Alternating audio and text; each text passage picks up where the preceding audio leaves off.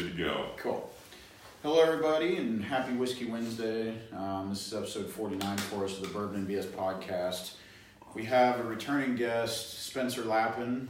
We're glad to have you here, buddy. And we'll go over all this again once we start the audio section. But you've been on here we said 4 times. Is it 4? Woo!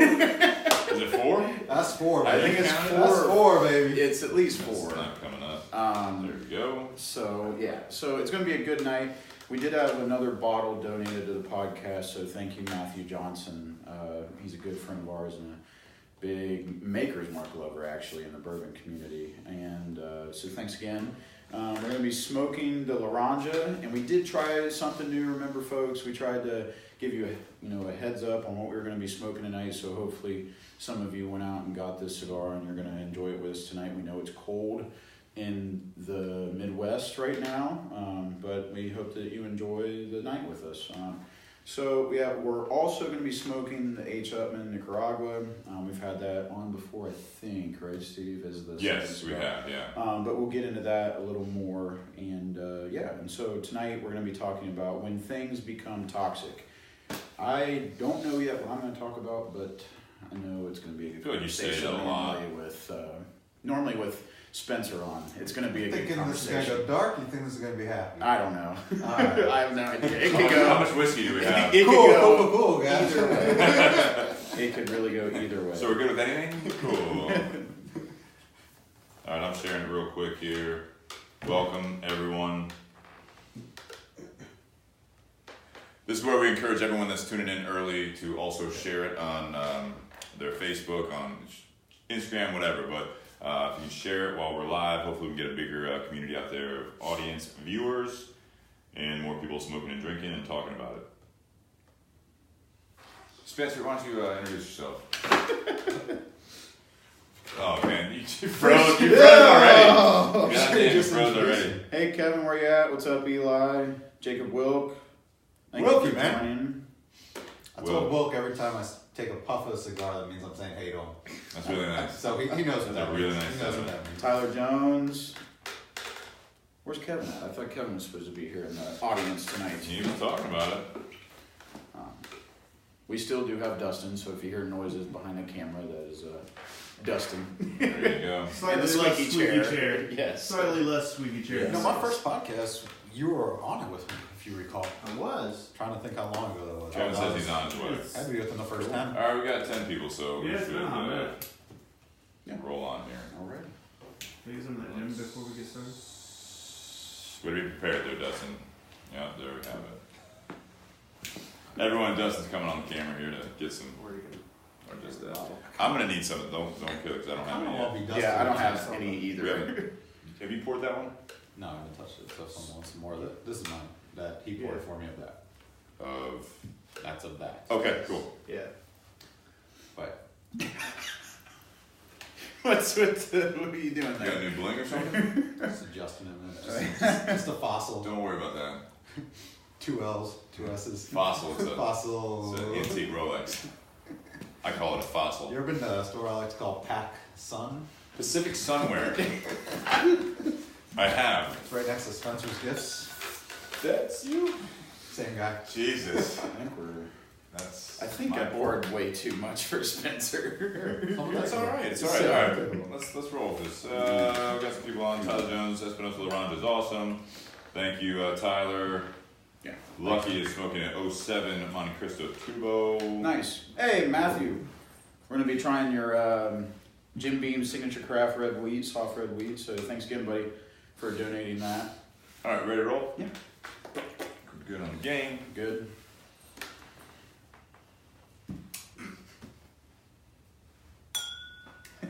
Happy Whiskey Wednesday, everybody. I like how it makes him giggle every time. Dude, it's such a great sound. I know, but so is the giggle and Dustin's giggle obviously as well. I'm Jake Sanders along with Steve Crane, and we That's make it. up the Bourbon and BS podcast. Thank you for tuning in tonight.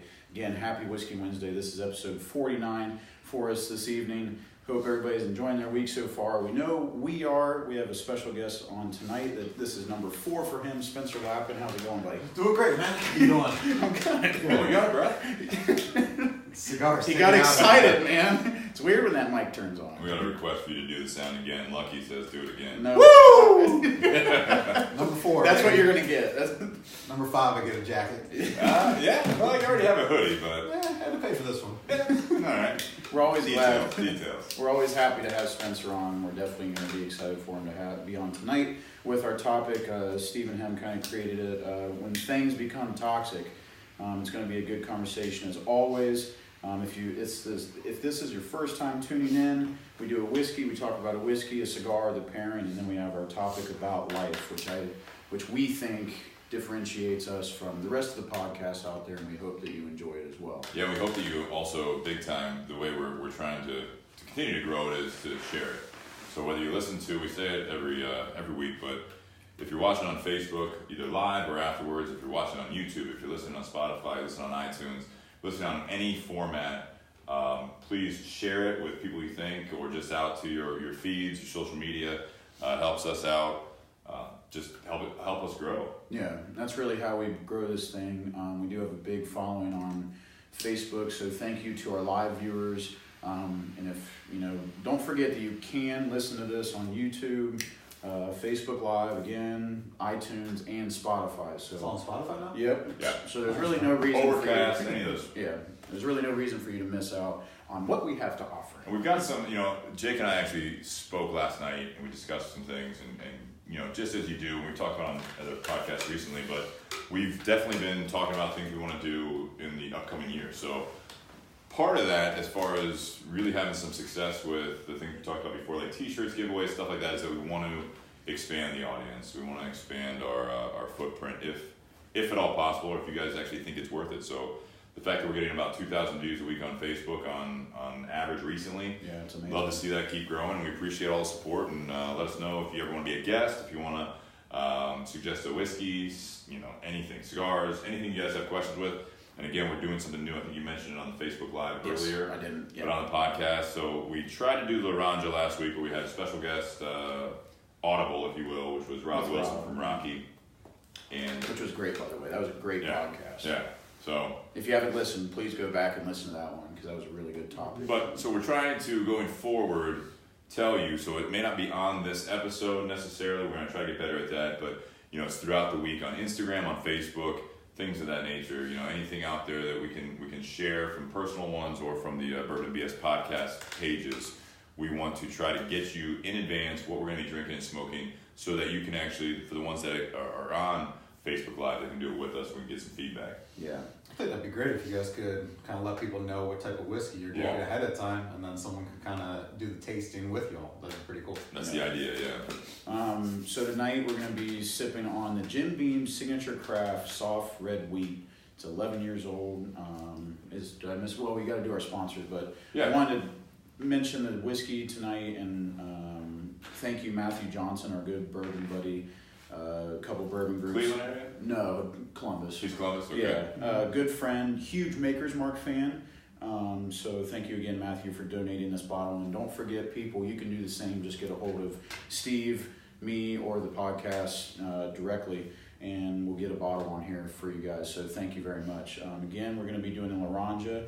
Thank you, Altadis, for providing the H. Upman Nicaraguan with AJ Fernandez collaboration, correct? Yeah, blended by AJ Fernandez, coming out of his tobacco, his farm, everything. They just basically collaborated with the name and the blend. So thank you, Tinder Box at Easton, for providing the Laranja. Yeah. Thank you, Altadis, one of our big sponsors, for providing the H. Upman. And thank you, always be a Cigar Company, Brian and Steve.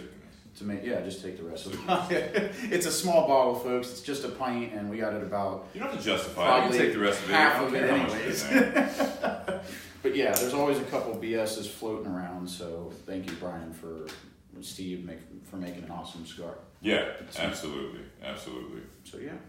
You say welcome, Eric. Was that? I don't know. I thought it was Eric Espinosa.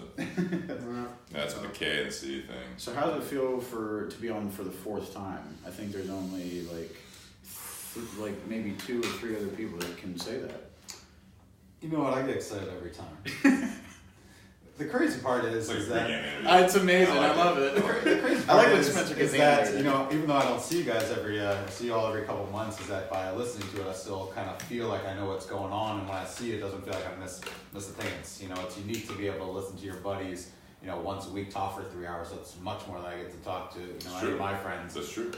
So it doesn't feel like I missed a thing, but it's true looking forward to it. I'm glad you guys, you know, reached out and could fit me in, and I appreciate it on this cold, but not that bad. It's actually not that bad in the ground. Not that bad. It's we right. had someone asking. It's 51 degrees in here right That now. says 1.5. It's 15 Oh degrees. shit! I was in upside here. down. I was upside down. That's not so bad. Not so bad. Yeah, you but, start losing you know, your senses a little bit, you know. Yeah, but that's what the bourbon's for. So I appreciate it, man. Number 4 feels good to be here, and again, good to be with you guys. You actually had tried to line it up after your last appearance, if I recall. Those days. Days later, you said, "Hey, let me know if you need me on again." You really had And he's fun like, with I'm Phil busy last all. time. I'm busy the rest of November. I'm busy all December, but like January, February, maybe. So it's like he planted the seed early. He just wanted to. Hey, I'm ready when you are, except for this month and except for this month. But anytime after the between Tuesday and late Tuesday on these 3 weeks. Oh, you do it on Wednesdays? Yeah, I'm not available. Sorry. Wednesdays are tough, but I appreciate it. If we could just shift the You whole guys can thing move it around. Yeah. but, Just for Spencer. I appreciate the bourbon. Tell you what, cigars why very don't we much. just record like 8 episodes straight, and then you just do it. Consistency is very key in the podcast world. Absolutely. If you could make an exception for me, I'd appreciate it. No problem. We gotta really fix your door, man. When people come in here, Well, just hey, a big squeak. I'll make sure that So you play. realistically, so this garage has a lot of feeling to it. Got a lot of look. Got a lot of look. Lot of Got a lot of look. Is this, how many more episodes are we doing in the garage? 2 or at least. At most through the end of February. Okay, so we got a handful left. We got a handful left. We could probably do the 1 year anniversary in the garage. Yeah, I do feel like And then we're relocating Steve's Garage Studios to another. We're taking the whole garage, moving it to another I'm garage. gonna do my best to recreate it, but it won't happen anytime soon. Is the table coming?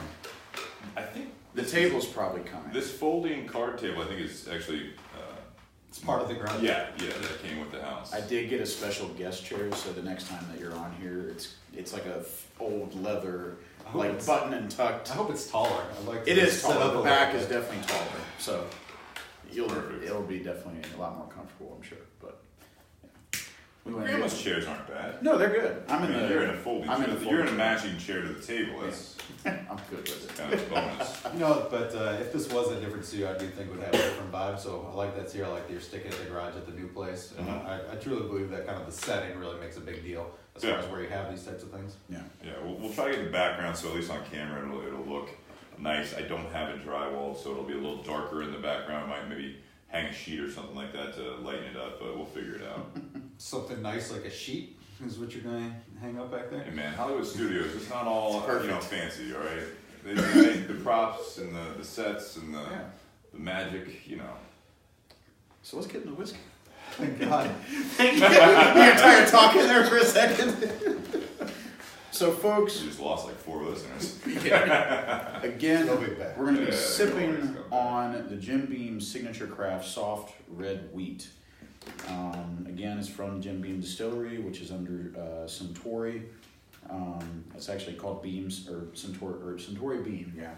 And this is 11-year-old bourbon whiskey, but good. it is part of their signature craft collection, which consisted of about 6 different experimental bourbons that they either added, red wheat in it or did something different, like more barley, stuff like that. Yeah. It started in the early 2000s. This came out around 03. I think they wanted to do this because Buffalo Trace has been putting out experimental barrels for quite some time now. And I think there's definitely a market for it when it comes to, bourbon lovers and whiskey lovers that want to try something different. So again, this has a soft red wheat in it. They wanted to get more interest. That's kind of why they created it again. I think that's because they were getting, the popularity of experimental collections from Woodford and Buffalo Trace, I think that was kind of almost provoking them to start their own. The soft red wheat refers to the protein level of the wheat. Lower protein wheat is softer and easier to mill, as well as providing higher alcohol yields. Soft wheat is also used to produce blended Scotch, so you may get some tastes of maybe a Scotch in it, maybe not. Not getting Scotch, no. Yeah, I'm not either. So honestly, Give it some time. if you, I mean, it says it's wheat from Kentucky and Indiana. I don't think that's the same batch they use in Scotland. probably not.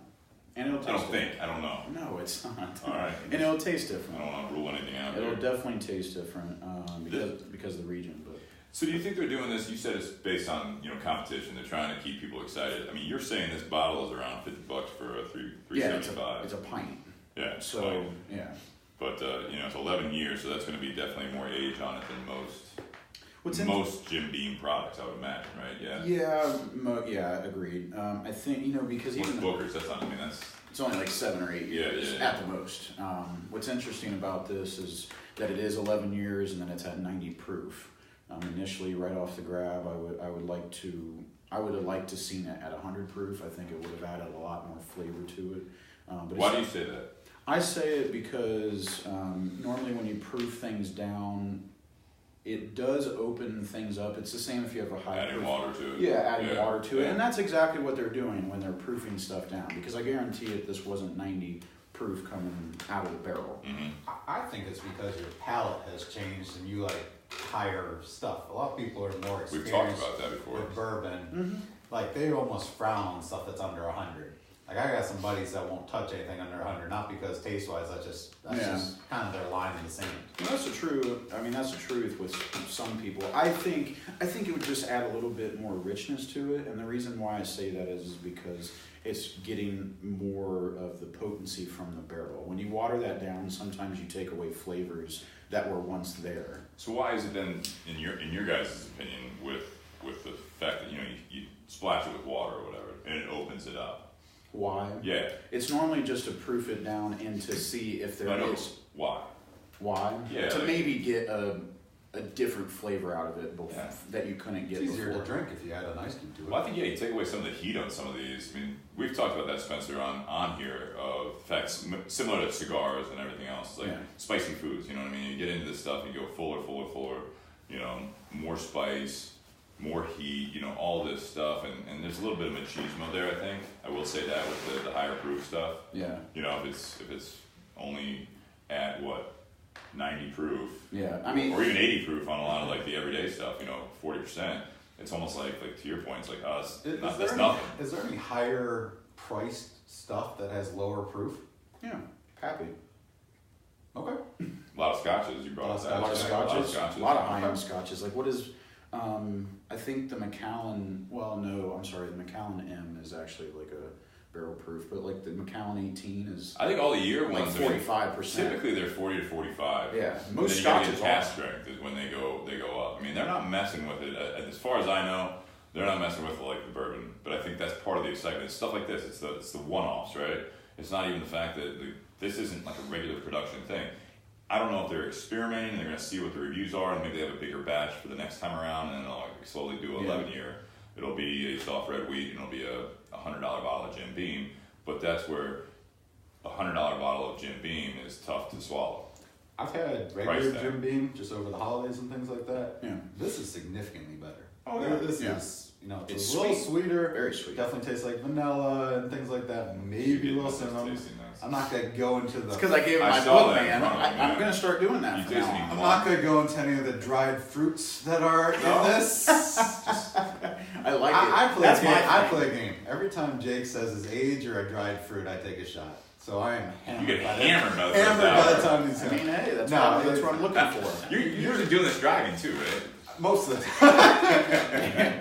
That's reckless. No, but I appreciate that he's looking for stuff. My palate, I think my palate gets killed a little bit when I have the cigar with the bourbon. Yeah.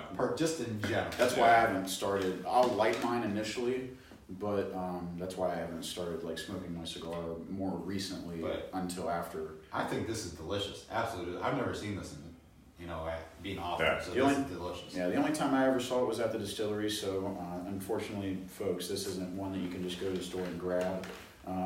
But if you do see it, I think it's worth it. I don't think it's gonna be $50 nowadays, but when it first came out, it was. I've seen it at 40 sometimes. Yeah. Down in Kentucky, if you come across it, but it is good. It's got a little tartness to it. I'll add one thing about the water. You know, as you guys are talking. Yeah.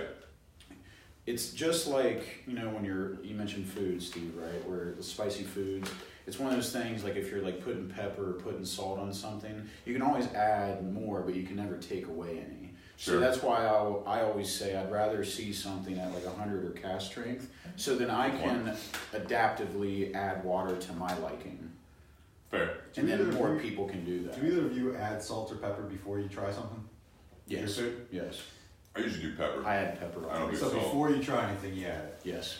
But it's much like You're this. trying to like catch them in Judge a yourself. web. Judge yourself. Me judge? No. But it's much like this where, you know, Every morning. when I'm looking at it as 90 Protein proof, shake, add pepper. No, I judge myself. as much as, you know, as I'm looking at this, as 11 years, you know it's going to have a lot of flavor on it because it's been sitting in a barrel for 11 years. So it's been pulling out all these notes from the barrel. Yeah. And then it bugs me because you proof it down without allowing people to really see, you know, what it was truly coming out of the barrel. Now, maybe, again, they're the master I was distillers. gonna say that's the product, right? I mean, they Yeah. have barrel strength stuff. Maybe not in this particular Yeah. batch, but I mean that's part of this one-off, if you will. Is It's this the Mila Kunis brand? Yes. yeah. What's her thing with the Angels and Definitely the... got a No, thing. yeah, no. We're Got talking a about the thing whiskey with- here. Mila Kunis? Yeah. Okay. What's her thing with like the Angels Envy and it's the drop from the barrel and all those commercials where they get the... Devil's Cut. Devil. So what is the Angel's difference Envy. between that and something like this? I don't know anything about Devil's Cut, honestly. Devil's Cut is so the backstory is it goes to the sweating of the barrels. So that's why if you go down to Kentucky and you buy barrels, that's why they're so expensive now. Like they're around like 150 and up. It's just to buy a barrel that was from a distillery. And the reason why is because in the 90s and early 2000s, people would go to a distillery and buy these barrels, and what they were doing is there are actually whiskey left in the barrel even when it's empty because it's still in Kind of like Matt Styles had. yeah, and it's still in the wood. It's not sloshing around. It's just the wood is saturated with the whiskey still. So what they would do is bring them home, and again, I don't know how people do this yet because I'd love to find out and do it myself, but what they would do is they would sweat the barrel, heat the barrel up, and allow it to actually it would pull the whiskey that was still in the wood out. Yeah. And then you have So you extracted it out of there. yeah, and they dubbed it Devil's Cut, which is what Devil's Cut Jim Beam is because they started seeing a market for that, so they just did it themselves. That's why if you try Devil's Cut Jim Beam, it's super harsh, super tangy, super oaky. You're telling me they're making these batches all out of extracting from there? For the most part, yeah. It's not just a name or like maybe a part of it. I mean, that's I don't know for sure, Maybe it's but maybe there's a process. I mean, don't know. I think that's what I've been told. So that's all I know for as much as I know. But I think this is really good. Here, I'll add one. You know, I'll add gasoline to the fire where it's. I think if you really wanted to know what this tastes like, you go and grab Maker's 46. Okay. To be honest, I think That's what you're comparing it to, is what you're saying. yeah, and the reason why is because one, it does taste like it. Two, it's a red wheat. Now we don't know what the actual mash bill is, but because the soft red wheat was added to it, I don't think there's any rye in this. So it's either it's corn, soft red wheat, and barley, which is exactly what Maker's Mark does. Well, that's why your friend likes it. That's their mash bill. Yeah. That is Maker's Mark mash bill. So that's why not only does this taste like Maker's Mark, but I think if you want something that tastes a little better than this, I mean even like a Maker's Mark cast strength would be what this would have tasted like at barrel proof.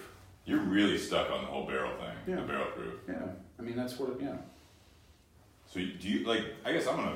Go for it. You guys, Get off. you guys spend a lot of time together. No, I'm gonna build off. I'm gonna build off what you said. Spencer likes to sit back and then start asking No, questions. and that's great. I appreciate that. But I'm gonna actually build off this question. So, do you drink? I mean, you enjoy stuff that's under 100 proof.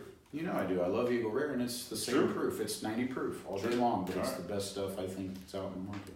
For that price, for especially. that price. Yeah. I like you real All day long. I think this is really good. I do too. I think it's a little tart. I think there's like the aftertaste. Add a little Coke to it. It'll be all right. Yeah. Can I get a Coca-Cola Classic? Out of a bottle. Can. What? Just kidding. I'm American. Glass bottle. Like a man. Mm-hmm. It's definitely got like, you know, it's red wheat, so you're getting like a bread behind there. I think off the nose, you know, it's actually very. I think what I'll say is it's approachable. Like it's an approachable whiskey where you smell it and it's sweet. It's not something you know. Yeah. You'll say anybody could like pull this glass up to their nose and say, "Yeah, I'll drink that." And there's not much burn, and it's got really really good flavor. Obviously, you know, it's 11 years old, so. I honestly, Spencer makes fun of me like for the dark fruit notes, but I think not they're. making fun of I you. think Let's they're- hear it. What's the dark fruit note? And by the way, welcome Hector. Yes. He was willing to give us a shout out on Facebook today because he is one of the people behind the Lauranja. So he's Oh, nice. yeah, Hector. Hello. I can't remember what your actual title is, but he is a You can give master blender operations guy in the factories. He's been in law enforcement. He blended the BS Silver for us along with us. Very good work. What is the story with the BS? You mentioned on last week's podcast that you're thinking in 2 years BS is not going to be around. We don't know with the FDA regulations. Right, but is there anything that says that the BS is not going to be around in 2 years? By those regulations, unless we pay to play with those, which is more money than we want to do because of it's out of our own shop, legally you'd have to stop selling. So in 2 years you will have to stop selling the BS. Possibly. 2 to 3 years, yeah. Possibly, maybe. Possibly. Solid maybe. Okay. Disappointing. I agree. Write your senators. Do you guys get a lot of corn off this? A little bit, especially in the aftertaste. Yeah, like a lot. I mean, it's so sweet. A lot of corn. And remember we talked about like Jim Beam's like normal mash bill is like 77% corn. So Yeah. I wonder if you know this is just their regular mash bill and they took the rye out and then they just put the wheat in. I don't know if it's that simple or not. Maybe this is one of. I mean, like Hector, if he's still on here, it's kind of like with cigars. I mean, like the Lauranja comes out. I mean, the Lauranja is one of God knows how many blends they've got going on at once. Yeah. You know what I mean? They're working on all these different products. With this, I mean, you probably are. You've got these. I want to say maybe experimental barrels in the brick houses. Yeah. You know, a Yeah, small all the enough time. batch. And, Nowadays, yeah. Yeah, so I mean, this is coming out of like maybe one of the rick houses and this part of it and it's this mash bill, Yeah. and they tasted it 9 year, 10 year, and 11 or whatever it is, or hell, they might forget about it and then come back to it and it's been 11 years. Who knows? As you've been talking, Steve, you know, I polished off like the rest of what I had in the glass, and you know the bottle's empty. But as the Because Steve, finished the bottle.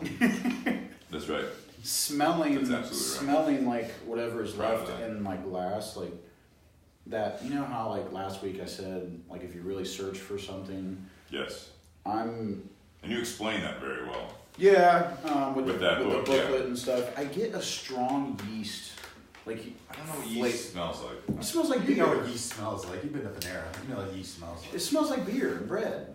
Okay. You've been to Wonder Bread Factory. Like it's like That's when you that drive smell? past That's that Anheuser Busch, Alright. it smells like that. Oh, Wonder Bread Factory smell and Anheuser-Busch smells different. Yes. Anheuser-Busch smells like a landfill, sort of. Not entirely. On 270? Don't sigh like that, Spencer.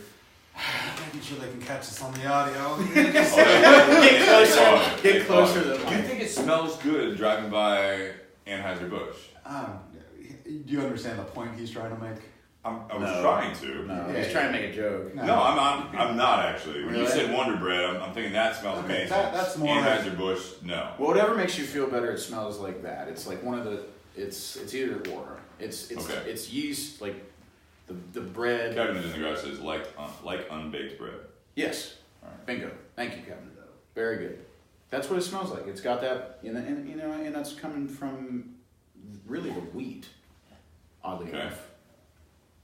But Have you gotten into wine at all?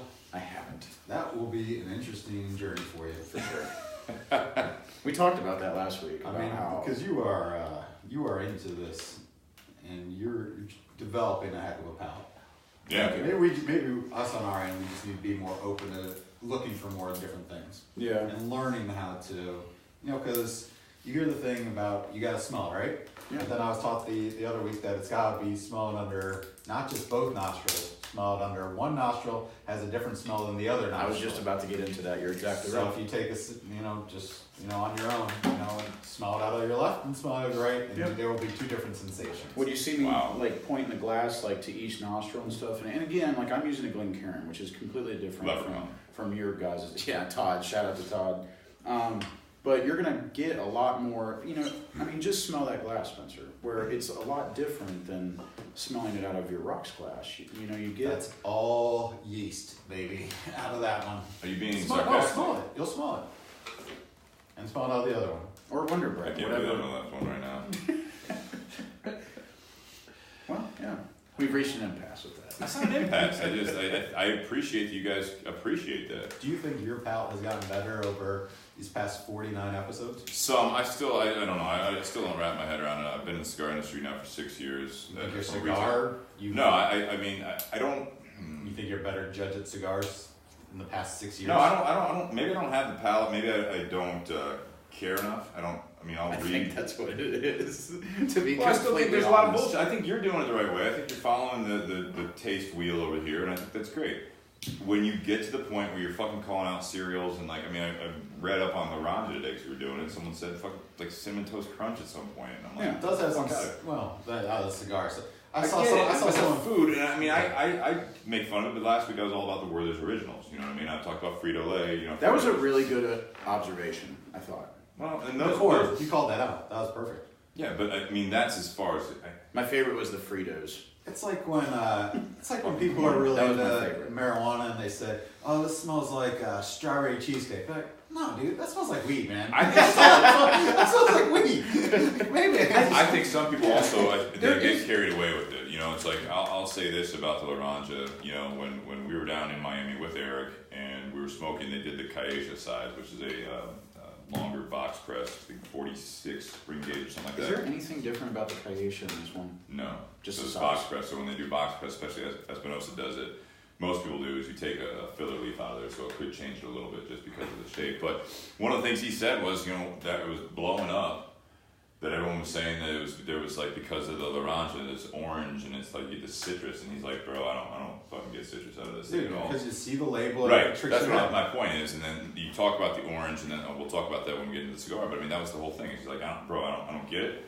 I don't get any citrus out of it. But I tell you what, if that sells cigars and they taste it, then they taste it, and good for them. And he's not going to say that they're wrong. The mind He is a just didn't crazy get it. thing. And that's my thing. Is like when you start pulling and you're searching and stuff like that.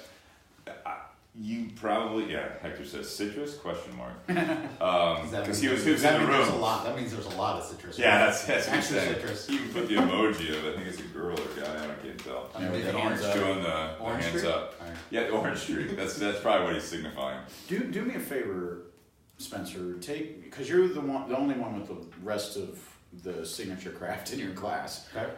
Take a sip and don't try to over analyze it. Just let it flow back, and then Relax the jaw. do you get any citrus on the back end at all? Of this? Yeah, No. not at all. No. Okay. I mean, I agree with a little bit of the tartness, Yeah. but that's not orange. That's more like a lemon-ish.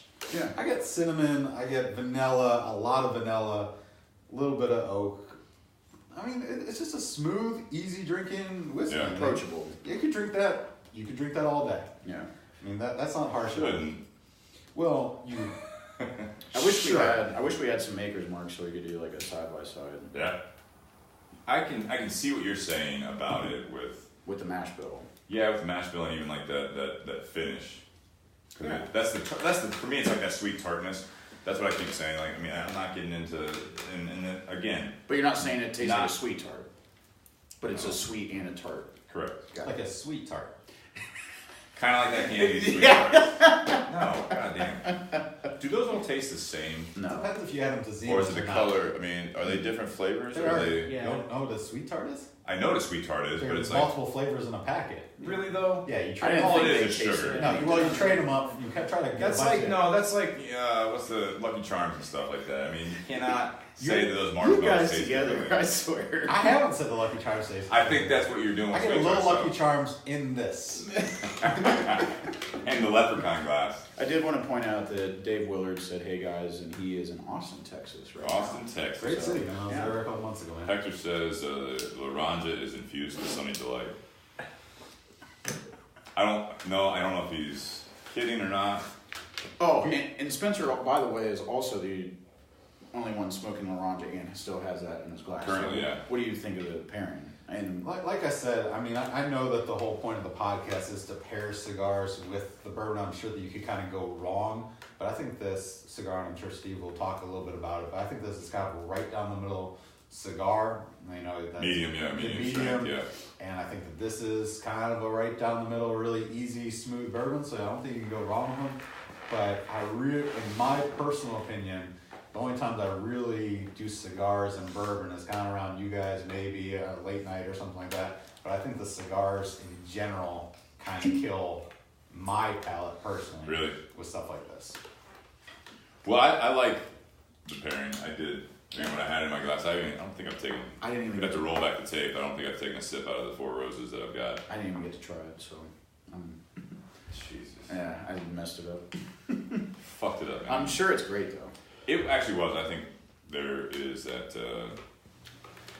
I think they complement each other well. I'm sure And I don't think either one is to what you were saying, Spencer. I don't think it overpowers. Like smoking the Laranja, you can still when you take a sip of that, the Jim Beam signature craft. I think you get a lot of flavor from both. What do you think about those whiskey glasses that you can fit your cigar in?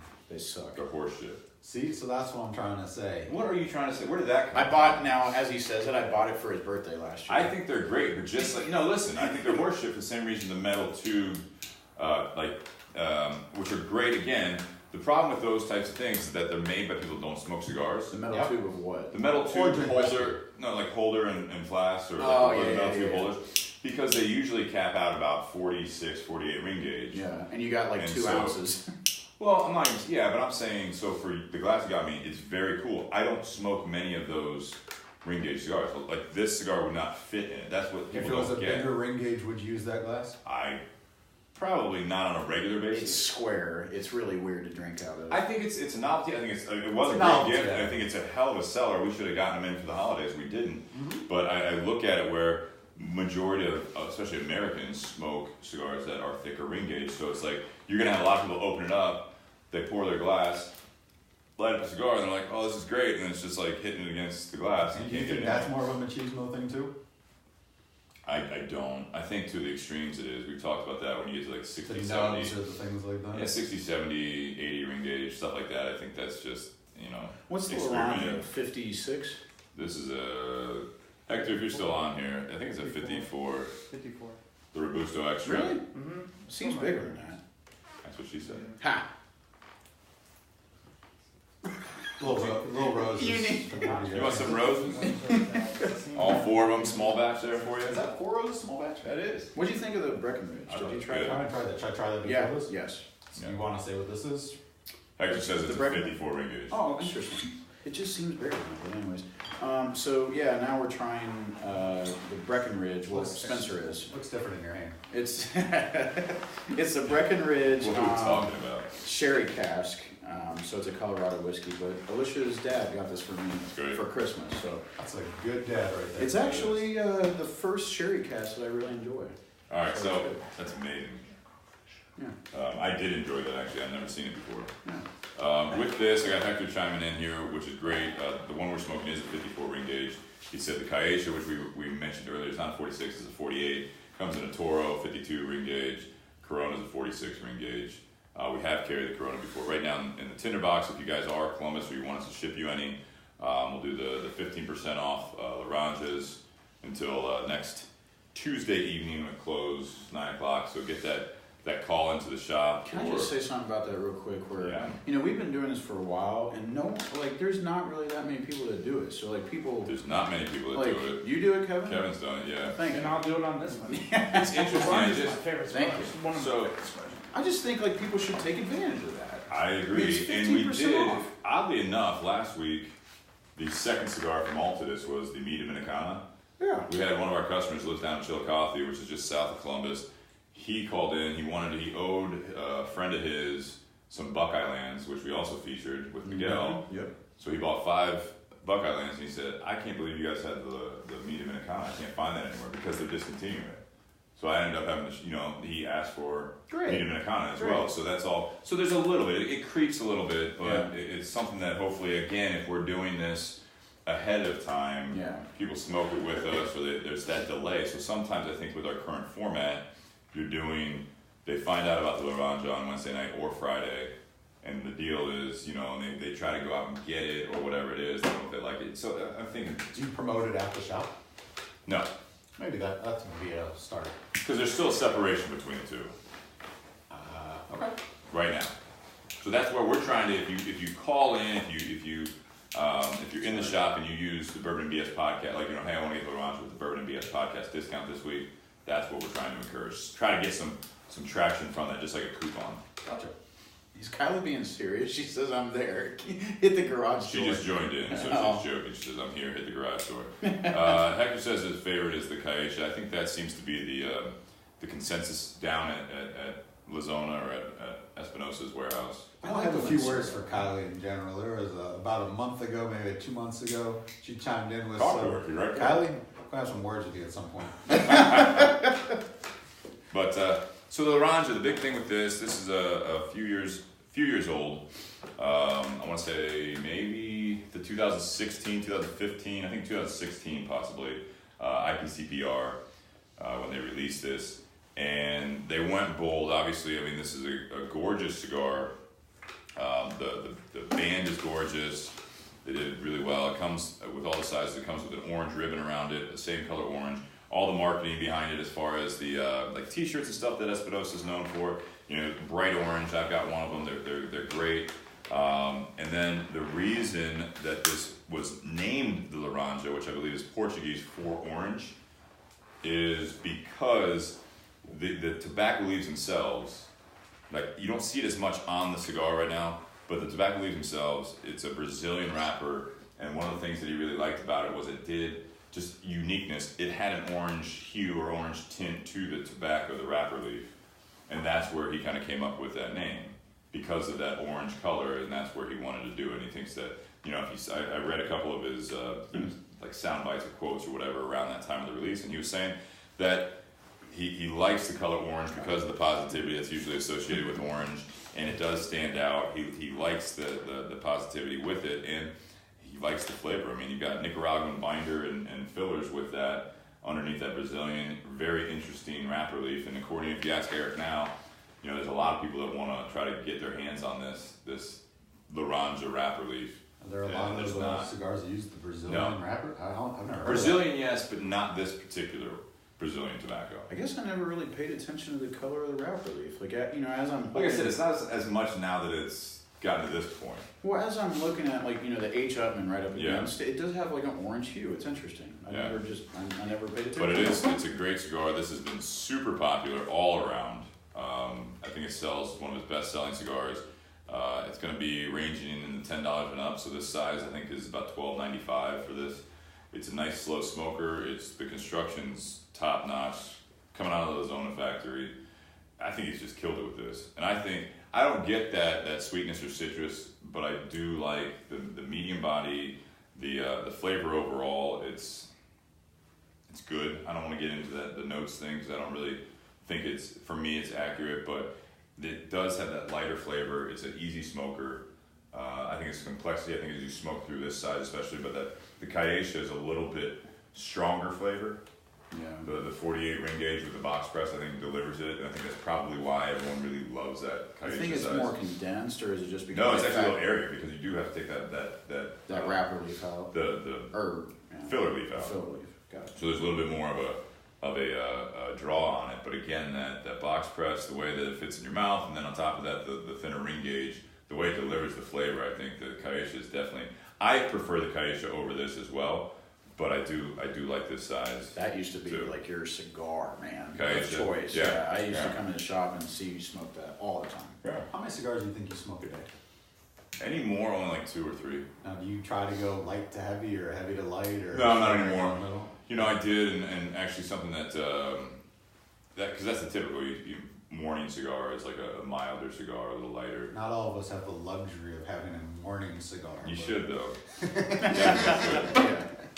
You definitely should. But no, sometimes I'll start bold, and then the evening or the last cigar, I will do something milder at times. Okay, so kind of the opposite of bourbon. Sometimes. Not always. And I actually you learned stick that. with the same 5 to 10, or do you try to switch around? I switch, just being in the position I'm in, I switch it up. You know, being in retail. But I smoke BS the most. BS Gold mainly. BS Silver I like a lot as well, but I can't smoke those back to back, if you will. Like if I'm smoking, we're hanging out, doing like in the garage, or we're out at a patio, or just whatever it is, I can smoke a BS Gold, light up another one, and keep going. What was the, so someone just said citrus? That's what. That's yeah. all they said. There was no like, That was Hector. yeah. Okay. He had a question mark because that's when we were talking about it earlier. Yeah, the guy, like you read a review and they said citrus. No, that was on a lot of the initial reviews and rankings and everything. Like Cigar Aficionado, I think even when they ranked this in the top 25, they mentioned something about citrus. And I'm saying that Eric Espinosa himself, I assume that Hector is the same way based on his response, but it's like they don't get citrus. When they were blending this, it was not, they didn't like mark it as such because they didn't taste that. You want to talk about the Jewel piece at all? How all that stuff's just getting off the market right now because of all the kids' flavors and all that type of stuff? Before we do, what do you guys think of this cigar? I think that this is right down the middle, easy cigar to smoke. I do not get any citrus off of it. I just get a medium-bodied, smooth, easy draw. And I do like the label. I know that sometimes can kind of draw me one way or another, but I think that it's a beautiful looking Classy. cigar. Yeah. Classy. I mean, the next one that we're gonna have too is just they're sexy. I mean, some of these are they're beautiful, and I mean that's kind of my take on it. I agree with Spencer about the, that's why I always love about, Espinosa cigars is I've never had a bad draw on an Espinosa Right. cigar. They're super airy, super easy to smoke, and they produce a lot of smoke too. Like, and it's not an exercise trying to smoke the cigar. So when you say airy, do you think it's too easy of a draw? No. Okay. And I've never, when we first met Steve, we talked about that, and I don't think you'd ever have a cigar that was like too airy. Like, Oh, you can. You can? Oh yeah. I mean, I don't know. I wouldn't mind that. Like, as long as you're getting the flavor behind it, because let's be honest, that's the point of cigars, is to get the flavor out of it. So, like, as long as you're getting the smoke out of it, then why do you want to feel a friction almost between? Does it burn too quickly? Is that what? Sometimes it will. Yeah, sometimes it will. I mean, I remember And back in the day, like Gurkhas used to unravel on me. I don't know if that was because it was too airy or just the way it was. Depends which Gurkhas, yeah. Well, this is 5-10 years ago, something like that. Yeah. But never had any issues with something being too airy, kind of like what Jake So the issue is sometimes you'll get, and this happens on all cigars, that you'll have like what they call like tunneling, where you have literally as you smoke it, you'll see like a big hole form, and that you're getting a lot of air. So sometimes when it gets too airy, you don't get all that smoke. So I'm going to the extreme where you're just basically like sucking on a straw, so then the tobacco is not combusting and you're not getting that smoke. So when it's too airy, sometimes people don't get enough smoke because all you're doing is you're bringing the air through there, but it's not staying lit. It's not producing the smoke. I've just never had it. Is there any advantage or disadvantage to the punch?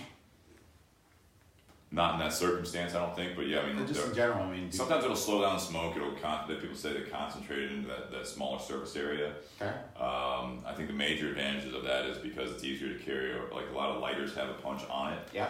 So you have to carry a cutter with you, and it's harder to mess up. So a lot of people, like I know, especially there's some people that have preference with it. I'm not saying that it's only people that are novices, but there are a lot of novice novice cigar smokers that had a cheaper, in my opinion, like you have a plastic cutter on there. That's great. You cut 100 cigars, that'll start maybe pinching the cigar. You start busting caps on it because it's not sharp enough to get through there without a lot more pressure, just like a dull knife. Yeah. You can't make the cuts. And so that's where people are like, man, I don't like it. And you have people that I get tobacco in my teeth. It's because the cutter's not sharp enough to cut through there firmly. So that when you have a punch, it takes a lot longer to dull. And if you do that right, you don't get any of that, because as you go in, it cuts that hole, pull it out, and you've got just that perfect hole. Typically no tobacco coming out, so people think it's cleaner and easier and more, I guess, efficient. Plus, you can't overcut. Like with a traditional straight cut, people will cut too low, too high, they're cutting several times or whatever. With a V cut, and especially a punch cut, you go straight in, and unless you just try to like jam it in without spinning it at all, back and forth, you're not gonna have any problems with it. I wanted to go back to the fact, the artwork of the band is actually, like what Spencer said, it's amazing. With the gold, the metallic gold pretty much, and then the orange and the white, it really stands out. I like the cigar. Again, I think it's an easy, smooth smoke, medium body again. I wonder, it's funny, like, because the cigar has that orange hue. Mm-hmm. It has orange on the, I just wonder if, like, the reviews, like, people are just thinking orange. Yeah. Because we've talked about that. Like, if you say a word, it don't always work that way, but if you say, a taste, your mind does crazy things, and you could just think you're tasting that. I was trying to, like, think of if I could get something out of it that was, like, citrus, and I don't think, it was one weird thing, and I don't know why it came to my head, and I can't explain it at all, but green apple. And I hope Hector's on, because I know he's going to light me up for that, but... He won't light it up. Again, I love, Eric obviously has a passion for it. Hector has a passion for it, blending a lot of these cigars, but, tell you what, if you like green apple and you taste it in a cigar and you're going to buy more of them, they're like, great. You like spicy food? I love spicy food. There it is. All right. I think that you can handle more flavors than I think the typical person. You add hot sauce to a lot of things? Yes. There it is. Yeah. See, but I do too. I just, Yeah. Great cigar. I think it's a great cigar. Good job, Espinosa. I do want to touch on that, Dan, because everyone seems to be enjoying that. It's beautiful. If you look at it, first of all, so Laranja Reserva, which no one really talks about, the fact that he adds that Reserva, which is probably marketing mainly. Is that like a small batch term? Yeah, it's Reservas, yeah. But if you look to the left of the main label, you'll see that it's a L and a Z intertwined. Lazona. Nice. But very classy. And then on the right-hand side, that's the Eric or Espinosa cigars. Yeah. EC. Or it could be Eric Espinosa, and then you have Espinosa in fine print, and Lazona on the other one. Lazona's where they make it? That's what his factory is called, the Lazona factory. Where's that located? Nicaragua. Cool. Oh, and correct me if I'm wrong, Laranja is orange and... Portuguese, I believe. And Portuguese. Yeah. Portuguese, okay. Portuguese, thank you. Sorry about that. Didn't want to offend anyone out there. Yeah. No, that's a great cigar. And I think the pairing, I didn't get to enjoy the pairing, but... You know what language they speak in Brazil? Portuguese. There you go. Bingo. Brazilian? They speak Brazilian. Yeah. Goes well with the 4 Roses small batch too. I'm sure it does. Most medium body. I think if you have like a medium body cigar with any bourbon, I don't think you're gonna screw up too bad. We sell a lot of Espinosa products at Tinder Box at Easton, and this is definitely one of the top sellers. It has been since it. And this is, I'm talking people that smoke full body cigars. I'm talking to people that some of our customers that we've had on before, but and so like people that go down to Cuba and smoke a lot of Cuban cigars, they really enjoy this cigar. People that smoke milder cigars, they enjoy this. I mean, it is a killer blend. So when we got the Lanceras in the shop, man, yeah. People went nuts. Yeah, I think it's a good cigar. Yeah, it's a killer blend. If you guys like again to Jake's point, there's Ray Cheshire. Hi Ray. Definitely check it out. Take advantage of the 15% off at Tinder Box at Easton. Please. They just have to mention the code when they walk in? When they walk in, if you're in the Columbus area and you want to do it, I'll ship you at the minimum a 5-pack. Okay. So if you're basically standard shipping, we charge $13 depending on where you are, but typically it's gonna be about $13 shipping. So yeah, you're gonna be eating a little bit of that, in the shipping cost. But if you guys want to try, you want to support one of our sponsors where Jake and I both work, Tinder Box at Easton, we do typically have these in stock, and again, take advantage of it the next 7 days. Please. Yeah. I don't really know how else to, get into the topic of when things become toxic, because we're pretty much talking about things that we like here. So how do we transcend to that? Do we I can do it. In my mind, obvious segue is situations. Doing this type of stuff, drinking especially. That's a situation that I can see getting toxic, and people struggle with that a lot. Yeah. I know I've even struggled with that at times where... You've struggled with drinking too much? No, I do it quite well. I'm saying, functioning. I don't think I've gotten to the point necessarily with just as far as alcoholism, where I wake up in the morning, I want to drink, or if at night, if I'm not doing anything, I drink. I don't drink every day.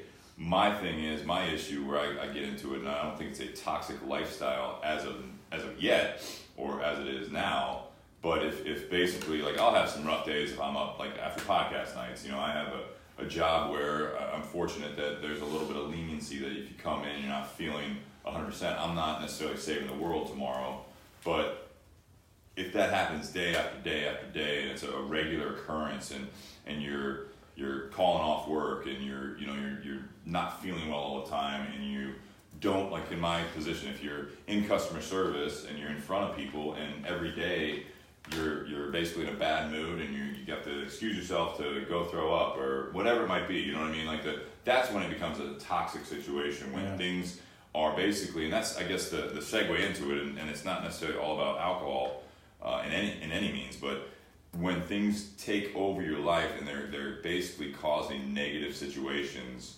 so that the majority of things are more negative than they are positive because of something or some things or someone in your life. That's where, when things become toxic, that's kind of the forming of that idea for a topic on the show, is that people deal with this stuff all the time. And sometimes it's in small bursts and they get themselves out of it, and there's other times that things go on for years, if not a lifetime, and you never get a chance to really reach a potential, or you sacrifice other things in life.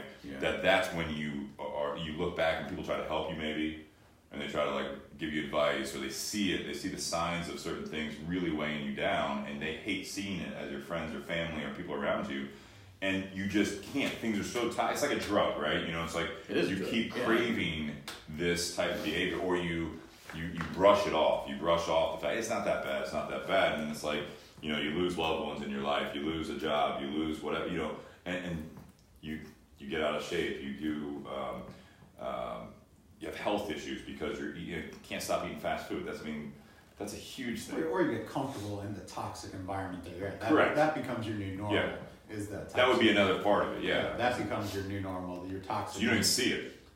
Yeah, you don't see it because you're in it, and that's your new normal. You become comfortable in that toxicity, whether it's a friendship or relationship, going to work and complaining about that every day, whatever the case may be. Yeah, an occupation or a job, career can be toxic. I got a little antsy when I got the topic. You get antsy a lot though. Yeah, a little antsy a lot, but I like to walk around a little bit, so sitting down for 3 hours is not the easiest thing for me. But when you asked me kind of what do you want to talk about, we talked about a few different topics. You said, what was it? Religion, politics, Trump. Yeah, I was trying to get away from the hardcore stuff. So I was like, what religion is best? Is there a God? Trump? And that was everything we. I've got all of those on the list for future podcasts. For Spencer laughing. The last one was friendship? Question mark. So, I like that. So that was the worst idea. Yeah, it's all different things. And you're like, well, and then you come back with, how about toxic? Right? And you're like, I like it. So I was like, well, it's either going to be a long night or a depressing night, or it could be a good night. And I think that there's different ways to view it, and everyone deals with stuff that's toxic, but I think it's the way that you kind of get out of that situation. Real quick, you talked about relationships, and not to start off on that note, but you motherfucker. He was waiting for it. I was. We're saving the audio portion of the podcast right now, so again, at this time, please, for our live viewers, please share. When Spencer's on. Please share again, and and tell a friend tonight, so you guys can enjoy it with us. So if you have a kicker on your football team, that's just bringing down the whole football team. All right, you want to talk about relationships? No, I want to talk about the Bears and the Browns. Let's talk about Freddie Kitchens and Hey. Cody Parkey. This is where you're at. Situation. Real quick, you talked about relationships, and not to start off on that note, but Let's start off on that. Yeah, start off on it. Not to start off on that note, Yeah. But in my past experiences with relationships, when I have been in a toxic relationship, you don't realize it for a while. At least I didn't. And the other people's around you notice it. Your friends, family, things like that. Right. I'd rather talk about how to get out of that. At least how I've gotten out of stuff like that. In general, I think we've all been in situations where it's friends, loved ones, girlfriends, things like that. My only way to get out of a toxic relationship is to cut it off completely. I think we should. If you feel comfortable with that, what was you're referring to something fairly specific. Well, I was talking about something fairly general, but I'll go specific if you want to. It's up to you. When it comes to friends that are toxic, correct. As I get older, I want to be around. I've made my circle smaller versus bigger.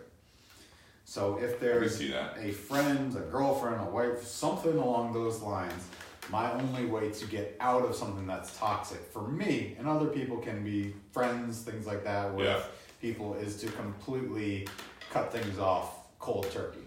Okay. Yeah. And that's the only way that I've been able to distance myself from toxic relationships. I agree. We talked a little bit about friendship, and I happen to put friends into different categories, whether it's right or wrong. I got some friends that I know will take a bullet for you. Yeah. Friends that, hey, you need a body buried, no questions asked.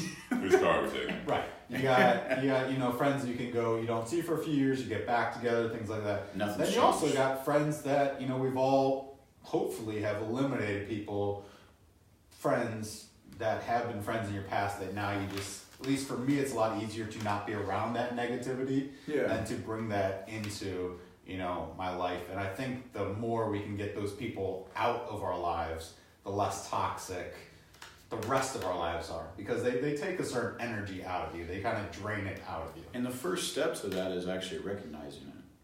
And I think it's hard for most people to recognize it at first hand because, again, like we just said, you're in it. You're within that, cusp of, you're dealing with it. You're, if you're drinking every night or something like that, it becomes a second nature.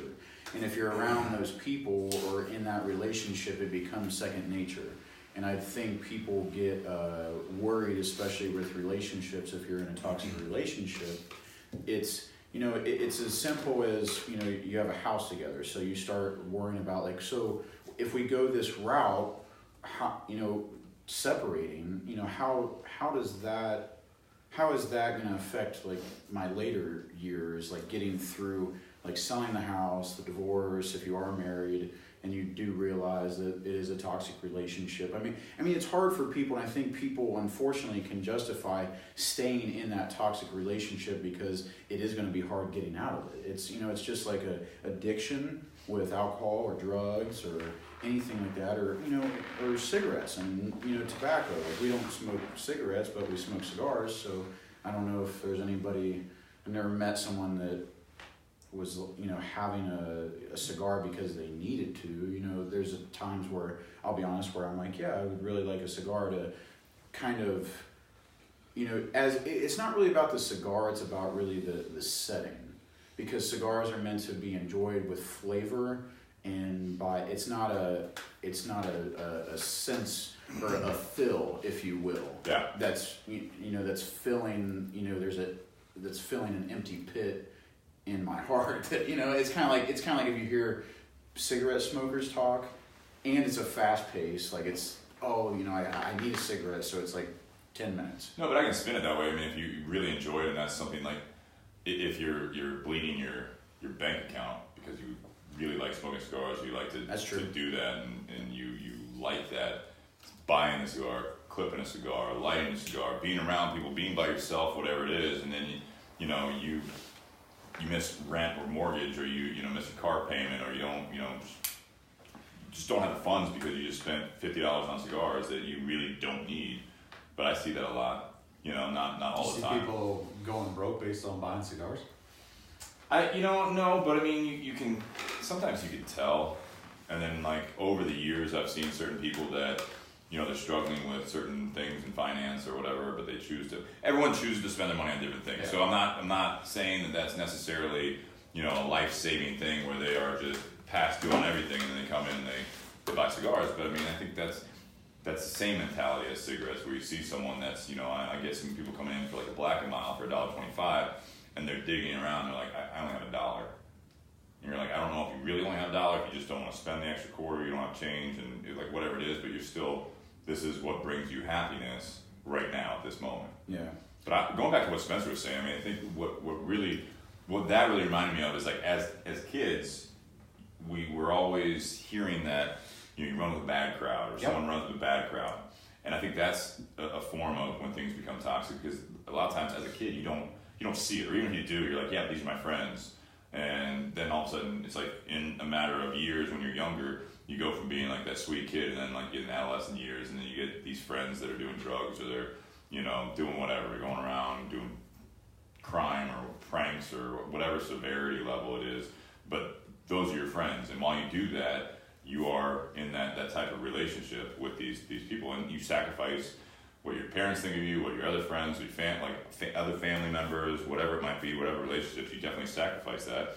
And I think that happens a lot, to Spencer's point, as you become an adult too, is that you find yourself around people where you might see it as a benefit at first, but then you're trying to either keep up with the Joneses, or that you're drinking more, whether you're spending more money than you have, whether you're neglecting other people in your life because of the people you're around, and they're talking bad about their spouses or families or whatever it might be, and therefore that's your escape. I think those are times where you do have to maybe cut it off completely. How or why did y'all pick the topic toxic? Just looking for ideas, and in fact, this idea stemmed from something that when Liz, who comes over, I'm dating Liz, and she was giving me ideas for topics. I said, because we're always searching, we're asking friends, we're asking all that stuff. So I said, shoot me some topics. She actually shot me some that were ones that we've already done, and then this one came up, and I was thinking about it. So when I asked you about topics, and I went back to that, I already kind of approached Jake on it. I think this is a good topic. That's a good topic. I mean, it depends how personal you want to get with it, because everyone has their own experience with toxicity, and it depends on how deep, we all want to go with that. Yeah, I agree. I mean, I've definitely had the job that was a toxic thing. I've had a relationship. But did you know the job was toxic when you're in it? Because I don't think it's as simple as pulling a Band-Aid off. I think it's when the bad significantly outweighs the good. Agreed. And it's not just, this is the breaking point. I think it's hard, especially, for me, speaking personally, where it's hard to, again, see, the silver lining in the relationship, if there is one. And when you soon find out that there's not, then that's when you kind of have to fight yourself almost. Like, with my past job, honestly, I was struggling, like, trying to figure out, like, what I was going to talk about tonight, and I still kind of am. But if we're talking personally and talking about, toxic relationships, and, my past job, I had talked to you, Spencer, too, about this, where, I was in a toxic relationship, and I was just with my job and allowing myself to basically burn candles at both ends and be treated a certain way and stuff like that. And then finally, I thought, the worst part about it is I thought that it was going to get better, right? And I think that's the number one tell when you are in a toxic environment, relationship, whatever. That's the ultimate tell, because you start waiting on it, and then you ask yourself, well, when will this time come? And then your friends start telling you about it. We were talking about it last night, Steve and I, and it's when you start hearing from all your loved ones and the people that that truly care about you, that they're seeing a mood swing that is becoming second nature, or they see you run down, or they see, and I think when you have loved ones like that and they start kind of conveying on a certain way that you're acting, they start searching for a why, because they want to help you out, right? So then when you finally figure that out, like mine was my job, and I was like, again, I was unhappy, and I was burning myself at, you know, both ends of the candle and everything like that. How so? What do you mean when you say you're burning your candle at both ends? Like how? Well, how because so? when you're working from, you know, say 3:30 in the morning, and then you think you're done at the day, and then you're basically on call, and then you're editing videos up until like 9 p.m., and you're up to make sure that the videos are uploaded, and you try to lay down for 2 hours, and you set an alarm for midnight because you laid down at 10 o'clock just to get a little bit of sleep. Yeah. But you got to wake up the next morning at 3:30, and you had to make sure that a video was up at midnight because that's when it's supposed to be up. Yeah. You had no other time to upload it. And then the worst part is when you wake up and realize it wasn't uploaded, so then you got to stay up like another hour to make sure it's like, you know, it's a lot of unknown variables.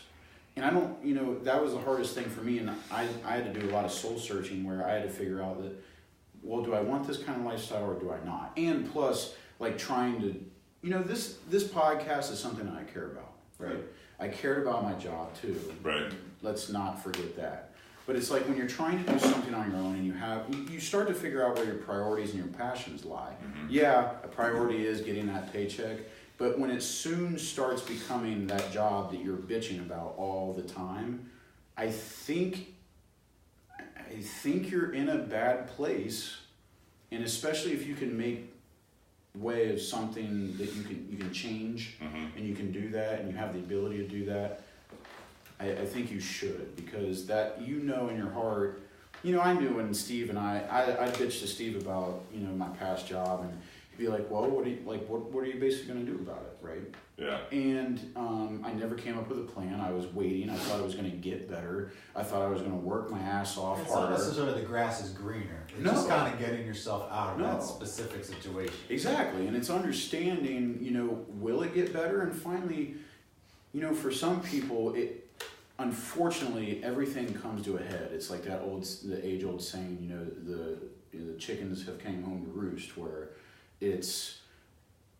everything comes to a head when there's a major problem and you're just drowning it, you know, either by waiting or drowning it with like a substance or something like that. And when it comes to a head, you soon realize the important part is to understand what you need to do after that point. Because again, like what I said at the beginning, it's the first step is recognizing it. And as soon as you recognize it, then you make the plan. It's just like we talked about the new beginnings and stuff like that with the new year. Well, that's why I was asking you what was the reason for the topic, because the first 2 episodes of the new year have been new beginnings and fresh starts and all that stuff. Yeah. And then come, was it January 9th? That's like toxic. All right, let's get back to basics, and let's get back to, all right, so if you're in a bad situation, if you've already broken your New Year's resolution, Right. you've already had your Diet Coke, you said you weren't going to drink or anything like that. Right. You know, how do you kind of get out of stuff like that? But was there a reason why you brought up toxic? No, I think, you know, so when we're looking at this, and Jake kind of brought it up when we were talking again about this, is that he was saying something about, well, we seem to be doing all these kind of like, not negative, but like, you know, problem solving, or, you know, like basically like, not hot topics, I don't know what you want to call them, but something where, again, the purpose of what we were doing earlier in a lot of the episodes, and I said, well, we did New Beginnings, we did Year in Review, which was pretty positive, and we also, right before that, we did the one about the entrepreneur, Josh Link. Yeah, with He was visionary talking about meals. visionary meals, and I said, let's do one more, like, where we actually got Spencer on, and I think You guys had any of those meals? I have not. We haven't. They sure do look good, though, I will admit. But I think we have one I tasted. we try to get these topics, whether it's based on if someone's going to be here, like, you know, focus on what they're doing. So there's that type of an episode, and then when we have people like returning guests that we know that can contribute to a conversation, that a lot of people that the feedback we get, they enjoy the conversation. We see a lot more comments coming through during the Facebook Live. That's where this topic was coming from. Because a lot of people don't like to talk about it. I mean, they really don't. And I think that's something that, what I was hearing from Jake with this is that, and I see some great comments coming through, first of all, is that it's usually this, people see it before you. And Wilk said something, Jake Wilk said something about it too, where, you know, if you're stubborn, we can handle a lot of toxicity until we finally remove ourselves from the situation. No matter how many people close to you tell you, usually to get out of a toxic situation, you need to see it for yourself. And I think that's a lot of what it is. You have to see it for yourself. And then, I mean, I think Kylie says it doesn't make sense until it makes sense. A lot of people, they may not always choose it. They usually hindsight type look back and like, man, that was a bad situation. Everyone around you saw it, you know, and you're hearing that, you know, like Jake brings up the job, and I'm not going to really like go into that, but I remember we had conversations this time last year and probably before that. I remember standing out in the parking lot behind the shop, and we're fucking snow's coming down. We closed the shop, and now we've been talking outside in this type of weather for about an hour, and it was just one of those things. It's like I don't know why everyone. I remember you say this because I hear it from other people too, and I think I've said it before. I know I have. It's like I don't know why everyone keeps saying that. Like I'm not in a bad mood. Why do people keep saying that? And it's like as soon as people start saying that about themselves to people, like man, why does everyone think I'm in a bad mood? It's like. Think about what their perception is. And it's taken them a lot for them to say that. To get to that point, they still don't see it. They're still at that point where like, I'm in a fucking good mood. I don't know why everyone thinks that's because people are watching you. They're observing you, and that's what is actually coming out. Not just Jake. I'm saying for most people when they're in these situations. That's the energy you're giving. Yeah, I mean, it's like, and you're at a dead-end job or whatever. You think it's a dead-end job. You got to that point where it's a dead-end job. Now you're sacrificing your home life, whether you're by yourself or with a significant other or with family, whatever it is. You're constantly waiting until lunchtime so you can just get out of the fucking office, just waiting for that 5 o'clock or whatever the quitting time is for that day, or waiting for the weekend. And it's literally like Tuesday afternoon. Yeah, and you're just rushing through the days just because I don't want to go to work, but I get paid and I don't know what else I want to do. Same thing with a relationship. When you're the majority of the time is bad as opposed to being good. When the majority needs to be good, that's when you know you're in a bad personal relationship. I think you're done with that cigar, Spencer. Light it I don't want to. I'm getting a lot of citrus towards the end. But that's what I think with this topic. That's where it was is with talking New Year's resolutions and everything. A lot of people don't, in my opinion, I'm of the opinion that myself included, people don't see themselves in the bad situation, or even if you do start seeing it. You know, my past relationship, I mean, Spencer and I do see each other. Jake and I saw a lot more of each other on a more daily basis, weekly basis. But, you know, Spencer's that good friend. And I think anyone that's watched any of the previous episodes that he's been on, you know, we get together for the gentleman's dinners, you know, go out for steak dinner. There's a core of us, like 4 or 5 of us. And it's those types of friends, I think you were saying, that you would take a bullet for, but it doesn't mean you're talking to them every day or seeing them every day. It could be a month, 2 months that go by because life is in the middle of it, and when you finally get down to it, like, hey, we need to schedule a dinner. And that's something that I think adults need to be able to do, friends need to be able to do. But when you're asking, you know, every 3-4 months you get together, you're asking the same questions, or if you just start getting the answer no, and I'm not using our steak dinners as that, but if you start inviting people to things, and he or she says no to stuff, you're going to stop asking that person. Absolutely. Yeah. But I mean, like for that one, I mean, for the steak dinners for us, I mean, there's that's just one of those things is like, as people get older and you have these things, you go through, I remember we started doing those steak dinners and, you know, I was making a higher level of income in my last position. We started those dinners when you were just starting, this had to be 8 years, 6 years ago, 6 years ago, you were switching jobs. I literally think I got fired before our first one. Right. And when we sat down, I broke the news to you guys that I had gotten fired. And that was one of the first times I met you, if not, you know, one of the first 3 times I met you. And I was like, this is going to be a good conversation. Yeah. Because I'd rather have the conversation with you in transition than with you of, oh man, if I met you like a year earlier, man, I'm struggling in this thing and I'm having this job and I don't like it and I had that conversation with some people and I stuck around, and then there was other things going on in my life, and there was that whole thing where we talk about like the hand in your face, and Jake and I talked about it again last night versus bringing it out, is that you also get so bogged down and now you're upset with the fact that you're upset, and now you're just, everything is shit because that one toxic factor really is what's causing all of that, but now you're so tied up in it and you feel lost. You get in that quicksand, if you will. You start searching for why. Yeah. You start searching, and it's like me. It's like it's soul searching. It's trying to figure out like who I am, like who do I want to be, what do I need to change. There's a lot of questions rolling around in your head, and if I will ask Steve, like in toxic relationships, whether it be your job or with a significant other, I know of one instance where it was a long time coming where we had just talked about like people had came to you and said this and that. Yeah. If what was the climax where you finally made up your mind? Because are we talking about the job? Or are we talking about my previous relationship? My previous relationship. So I was in, and we've alluded to it, and that was one of the things I was going to say about meeting with Spencer is that you got friends that you see every few months and you catch up, and part of the question is how's the job going? Anything new happening?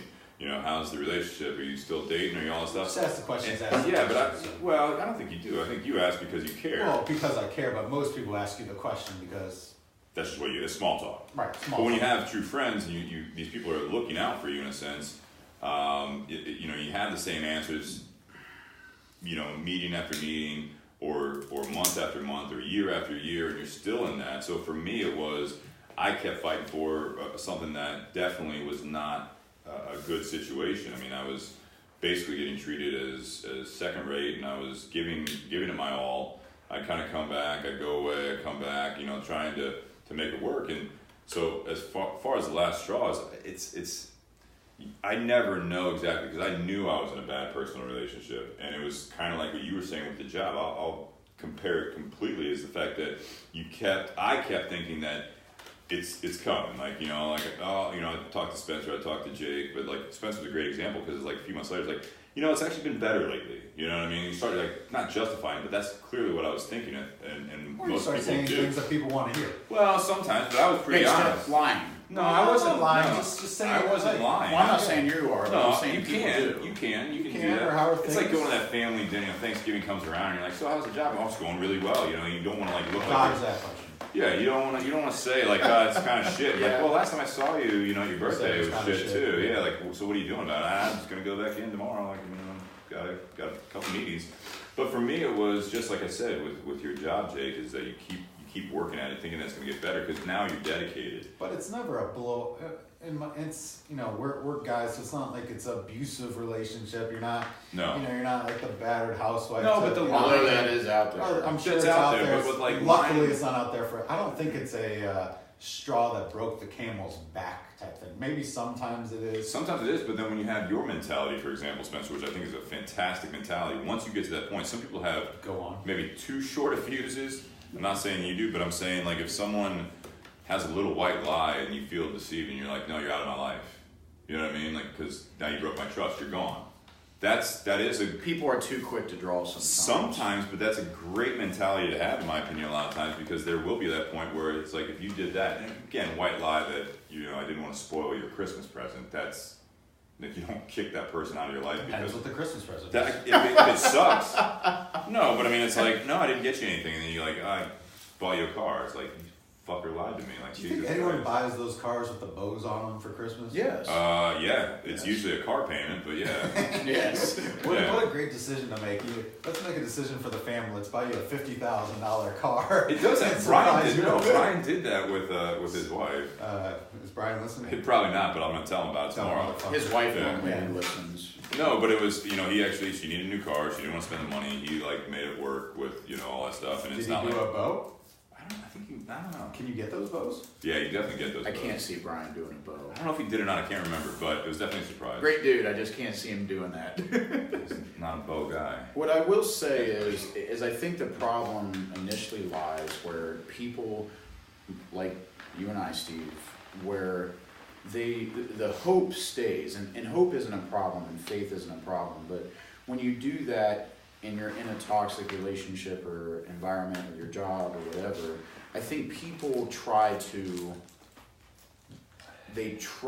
rationale a return policy almost, if you will. If they got me a good Valentine's Day, if we had a good night together, that means everything could go bad. Right, or the time put Yeah. into the situation is the biggest key most of the time, where it's like, I put this many years into my job. I put this many years in the relationship.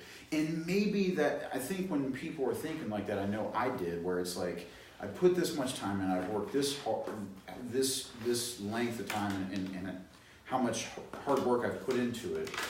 You know, I'm trying to look for that return, and I have faith and I have hope, and I think that it's going to change. It's easier to continue the path that you're on than to start a new path. Right, and Well, fear of the unknown is a big Fear aspect of the of that. unknown versus, like I said, Comfort. certain people are comfortable being in uncomfortable situations. Certain people are comfortable being unhappy. Well, I'll tell you this too. I know, especially with personal relationships or with jobs, sometimes it is, you know, being from that sociology background, it is a socialization thing. You know, a lot of times I do think that whether it be your job, you know, you have someone you looked up to in your family or at a younger age that was always at work, that, you know, you respected, but was never at the baseball games, football games, the, you know, family functions, whatever it might be, because they always had to work, but you respected that person, then all of a sudden you might strive to be that person, even though naturally you're not that type of person and you're miserable doing it, but that's what you feel is right. Same thing with personal relationships.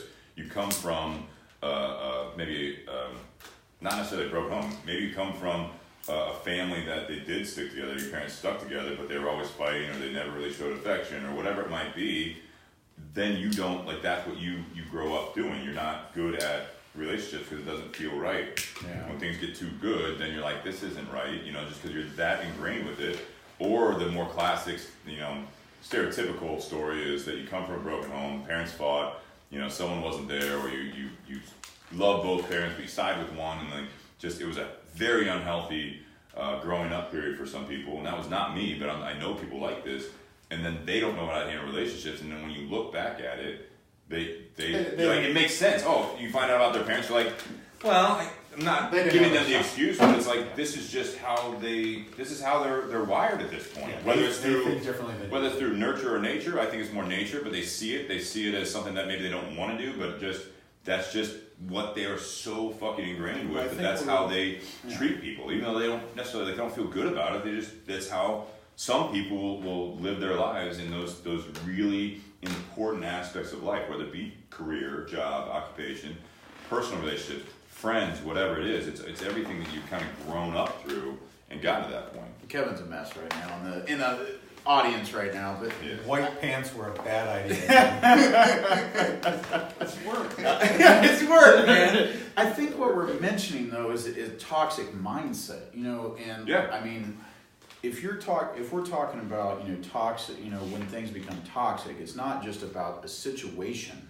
It's about a mindset. A situation becomes a mindset. Very good point. And it cascades into really the worst, and where, you know, it's like what we talked about with like past relationships or jobs. Really, it's, you know, I had gotten the mindset where I was sticking to this plan, I thought, right? Yeah. But to be honest, the mindset was weird because, to your point, Steve, I was raised in a blue collar household. Right. And I was doing a white collar job. So it felt weird. Yeah. Now, is that toxic or not? I don't know, but the mindset is toxic. It can be. Because, well, it can be if it's causing a problem with something that it's not. That there's no problem there. Creating new problems. Creating new problems for yourself and overthinking things can be a toxic mindset. And I know I do that a lot personally. I think that scene in Talladega Nights with Ricky Bobby's dad. Yeah, I heard you guys were talking about this last week or a couple weeks You know, ago. Ricky Bobby's dad, he was in the Applebee's or whatever, and Yep. when things get too good, he just absolutely just shuts down and goes, Yeah.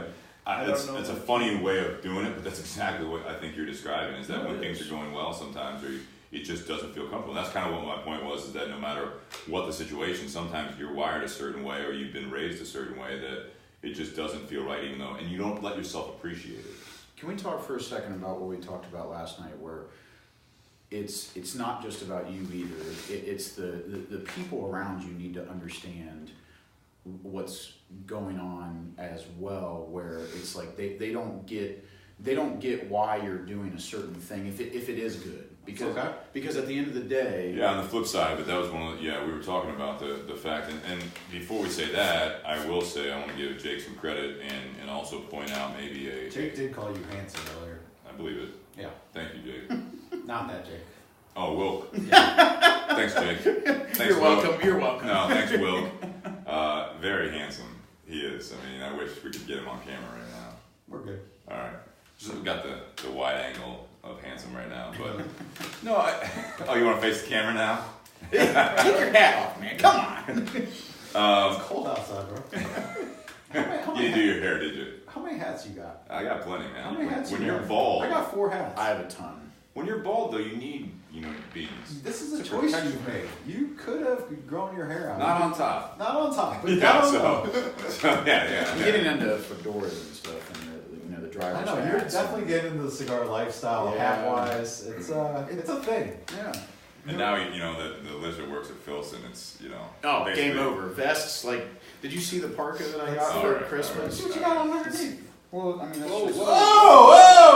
Whoa! For those of you that are on the podcast listening, You want to buy a sundial? all right. So for Jake, one of the things when he was dealing with this whole the job thing, and he's getting into this subject about people needing to respect or hear everything, as far as if you're in a good situation. I got heated last night. You got heated last night. Damn it! Why don't you guys do like a live podcast when something gets heated?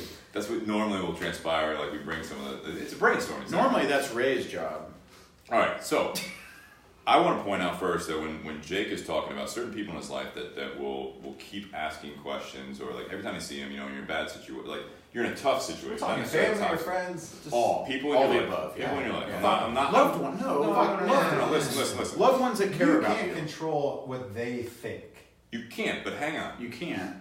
My point is that he started talking, if I recall correctly, that you started talking about the fact that you are.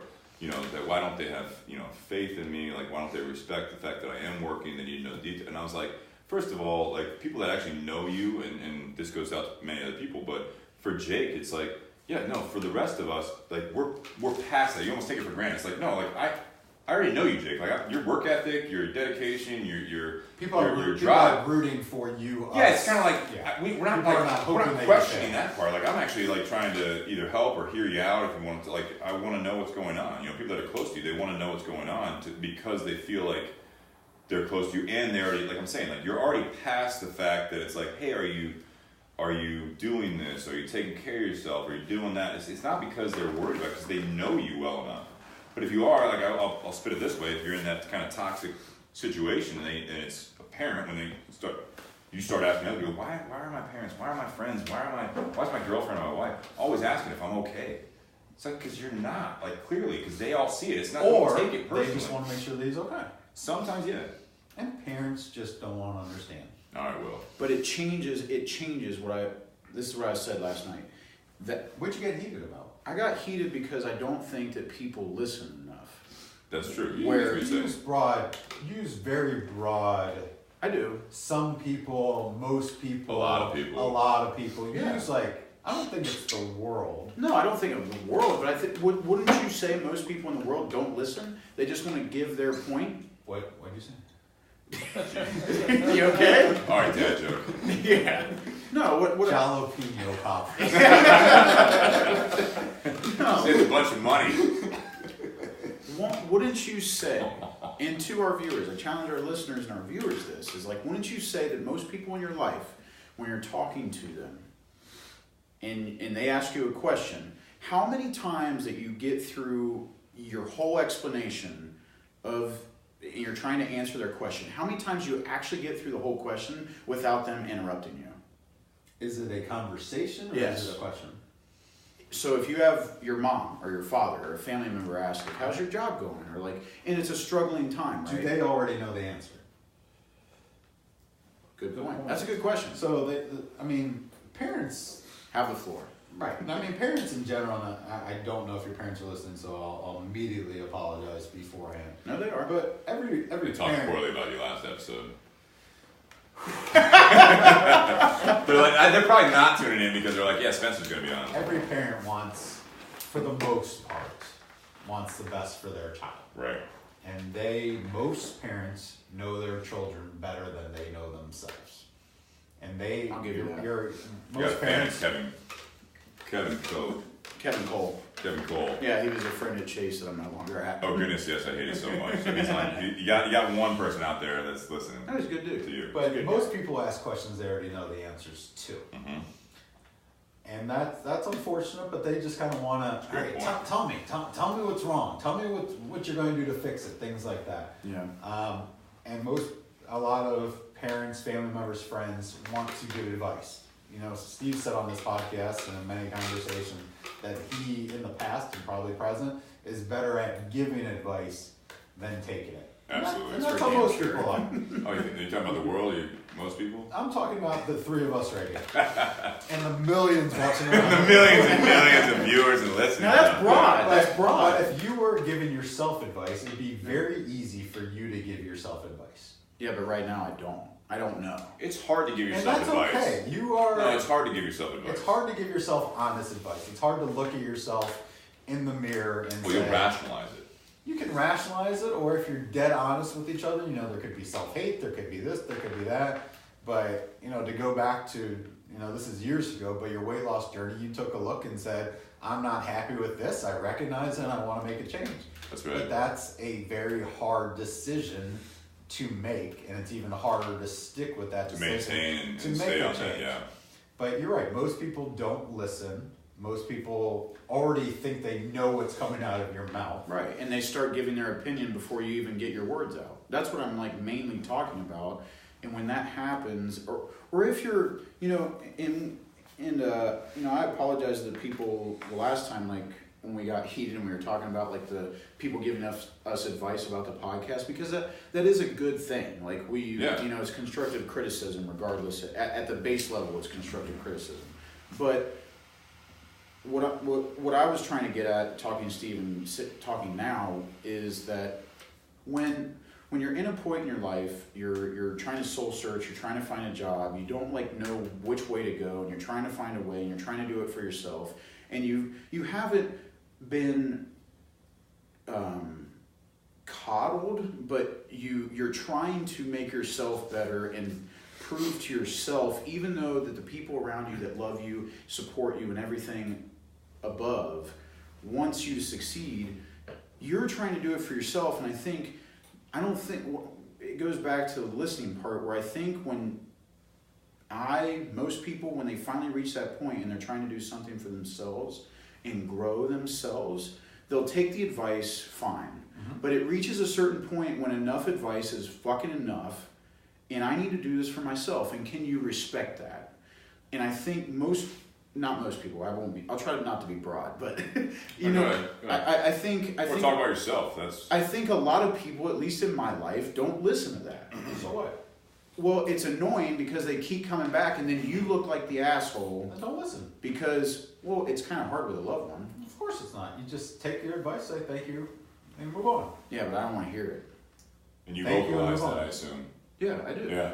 And it's not in a mean direction as that. It's at base value. I love you. I'm trying to do this for myself. I'm trying to soul search, and figure this out, because I know that every step of the way has been kind of mapped out. Steve and I have talked time and time again where I think we were both in those households where it was this time we were supposed to go to school, go to college, play a sport, get married, have kids, and that was the way life went. Yeah. I worked a job for 30 years and then retired. Checklist. And I don't, personally, I don't want to live a life like that. I think a lot of people don't want to live a life like that. A lot of people do, I will say that. They do, and it goes back to the toxic situation where they do, and they know it's toxic, and they don't get the fuck out of it. Now, on the other hand, there's people like me where they're trying to figure themselves out, but they look like the asshole at the end of the day because they finally explode because they've tried to silently say,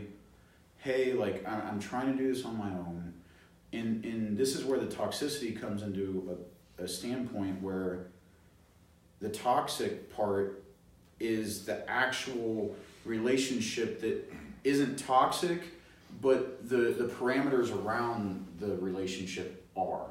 If that makes sense. Yeah, it does. I'll say, Spencer's got a great point.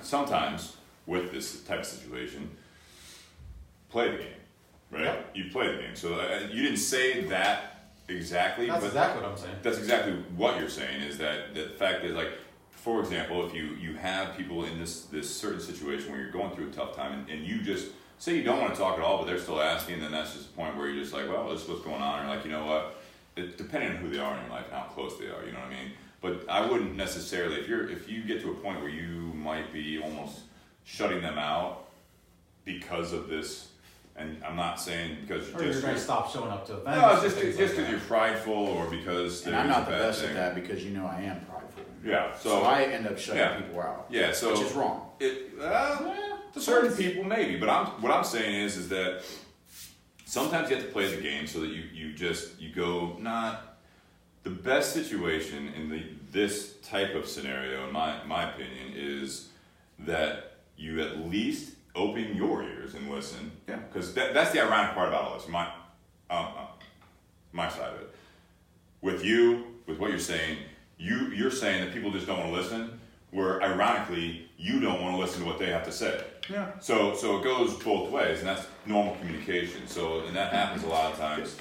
Let's be honest, we all suck at communicating. A lot of people do. I don't think But everyone does. you all have gotten this format, you all don't realize, but you all have gotten significantly better at communicating. We're talking to a lot of people out there. Well, to sit in Millions. front of Millions of people. Millions. Thousands. Millions. Thousands of millions. Tens of tens. The four of you who are listening. Hey, Mom. I think communication is, you constantly want to improve. I think with family and friends, it's definitely more difficult.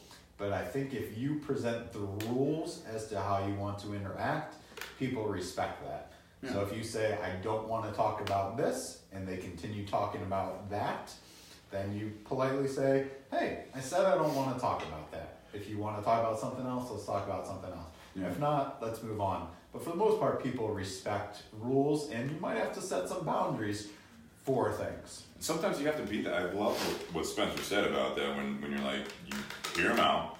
Yeah. And hopefully that's what where I was getting at was that you are actually truly listening. You don't just hear them out in motion, as Like, far as emotion. okay. Like you're like, well, I'm doing this, with the job, with the relationship, whatever it might be, or the house, or whatever the situation is, whatever the circumstances you're in, and you are just saying, I'll hear you out, and then you just zone out, or you just are just that prideful, or I don't want to hear it, but I'm going to let them go, and then you say thank you, I'll take that in consideration type thing. Best case scenario is that you actually do listen, whether you agree with it or not. Whether you act on it, whether you agree on that, or you think about it later, but at least you take it in. But how do you acknowledge the fact that you genuinely took it in to a loved one? You don't have to. I hear exactly what you're saying, Yeah. and thank you. Yeah, I mean that's one of the things. That's like all what with people my want to do is toxic, be acknowledged. well, with my toxic relationship, I'll use you talk about it in generalities. I'll speak specifically. And again, I go back. I love having Spencer on here because we've had a lot of these talks, and Spencer gets freaking deep, man. no, but that's what I've always said. Like before you met him, and when I describe Spencer, he is the guy that, and I think it's the way you were raised. I think it's you fit well in your job as well. I think you genuinely care about But when You you're guys asking, genuinely care, man. If you don't genuinely care about people, you got right, bullshit. You and can't bullshit. but that's rarer than I think you. I mean, I think you know that, but you don't talk about. So when he's asking about things about like that toxic relationship I was in, that's where he would not necessarily just give advice, but he would give some. But he's also a good judge, where it's like he'll give his 2 cents, but then just let go, because he knows that you'll figure it out. That's the people that are close to you, and that's what I was trying to tell you last night, Jake, is that people, like, we're already past the fact that, like, we respect your work ethic and everything else, and much like, I think Spencer, he knew that I was in a toxic relationship, and yet he's not that friendly. He's like, well, if she's around, I'm not gonna talk to her. It's kind of like, if she's around, like, I'm gonna go with it. Like, I mean, if you're happy at that moment and you're doing it, I'm not gonna like boycott it and say, You're a grown man, you're gonna make your own decisions. You're a grown man, you're gonna make your own decisions, and you can be miserable for the next day, or you can be miserable or maybe, who knows, maybe Steve's right, it might actually work out. Yeah, maybe I see him in 3 months and it's like, yeah, no, things are actually really good. All that shit that was happening is done, and I have my brake pedal covered right now because I'm a little bit nervous about it, but I'm still going forward through it, and that's the communication. I think something that Spencer and I have, and you can agree or disagree, when we did talk about stuff, we are both the type of person that you don't just offer your life story, you don't spill your guts out all the time, but if you need to talk about something, whether you say it or someone asks a question about it, you care about them, people in your life.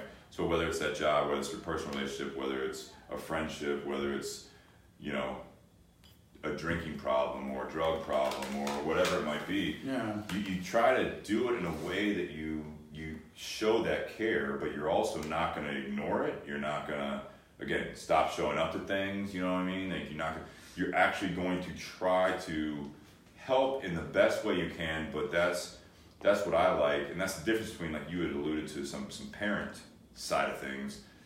That's different. Depending on how your parents are, I mean, that's... You can't choose your and family. it's easier for me to say that, it's fortunate that I have my dad before he passed, but I have parents that cared about me, especially my mom. I had an open line of communication with. My dad and I didn't communicate as well, but, when I went through my job loss, it was like, I was telling Jake last night, I talked to my mom about, stuff. It's like, all right, so I'm doing the unemployment thing. I don't want to do this very long, but I mean, I have to pay the bills. I got this payment. I got this payment. I don't have a whole lot of savings. It's like, I'm not asking her for help financially at the time. It was just literally like, I had to have someone, and I was in that toxic relationship, so I couldn't rely on that person in my life. So, you have that go-to person. And I think that's something that when we talk about the parents... It's about to get sexy up in here. Jake's stripping down, No, baby. I just noticed you were shivering. You want my coat, bud? No, I'm good, man. You sure? I think It's 14 degrees out. I'm hot. What I'm getting to, though, is that you have these people in your life that you need to recognize, so that if you find yourself, or looking back, you found yourself that you were in a toxic situation and you're in that tough spot, that there are people in your life. I think that you have to stay open to certain people in your life that are your go-to people that you can actually communicate to. And if they say something you don't like, you do your best not to shut down and shut them out. And this is not just directed towards Jake, at all, but I'm saying I had to deal with that. So when I went through my, job loss, when things are bad, it's like you go to those people. You reach out to those people, because I believe that when you're dealing with a toxic aspect of your life, that is the natural... You need some kind That's the natural reaction. The natural reaction is that you close down and you shut people out, because when you get to that point, you're going through a tough and a toxic situation or a toxic relationship, that you don't want to hear that you're doing something wrong. You don't want to have people be saying, are you sure you're all right, man? I'm like, yeah, man, everyone keeps asking me that. It's like, you can actually have someone, whether it be your mom, your dad, your friends, someone like Spencer. I know I have someone like Spencer in my life. We talk about, maybe long-term friends that you don't see every day, but it's like, if I texted, called, or just ran into Spencer and said, hey, man, you want to get a beer sometime? You have these people in your life that you don't always recognize that would absolutely say, yeah, when you work it out and you get together with that person, because you genuinely care. You're not getting anything out of it. And on the flip side of that, you are that person for someone else. I think on the communication side of things, and I agree with everything that you're saying, Steve, and I appreciate the kind words. When you talk, you already know what you know. Mm-hmm. But you don't, I already know everything that I know, and I could, just talk to hear my own voice. But a lot of times you don't know what other people know. So sometimes you already know what you want to portray out to the world, what you want to say, but you might not know other people's point of view on things. Well, more often time, what you think you're portraying out to the world is wrong. No. You don't think so? I don't think what you... No, I think that you might actually take it the other way, where, because to build off of that thought is, because you have such a firm belief in that when you hear someone tell you something different, all of a sudden it's a disagreement. Well, before you got here, man, I was actually envious of your position. You're The messy house and... Not used to. I was envious of Jake's position in life. Love it. I truly was. I know. We did talk about it briefly, yeah. Because you have the opportunity to do whatever the hell you want to do with your life. And God willing, you got 75 years left of this, and you can do whatever you want. No. That's an envious position to be at. I know we joke about the age, but you are at a position, or you can do whatever you want, and the world is open to you. It's still a very tough position to be in. It's tough when you're in it. It's like being bullied in 6th grade, and you think it's the end of the world. Yeah. But you look back at 6th grade and be like, man, that. What was her name? His name. Meave Maine.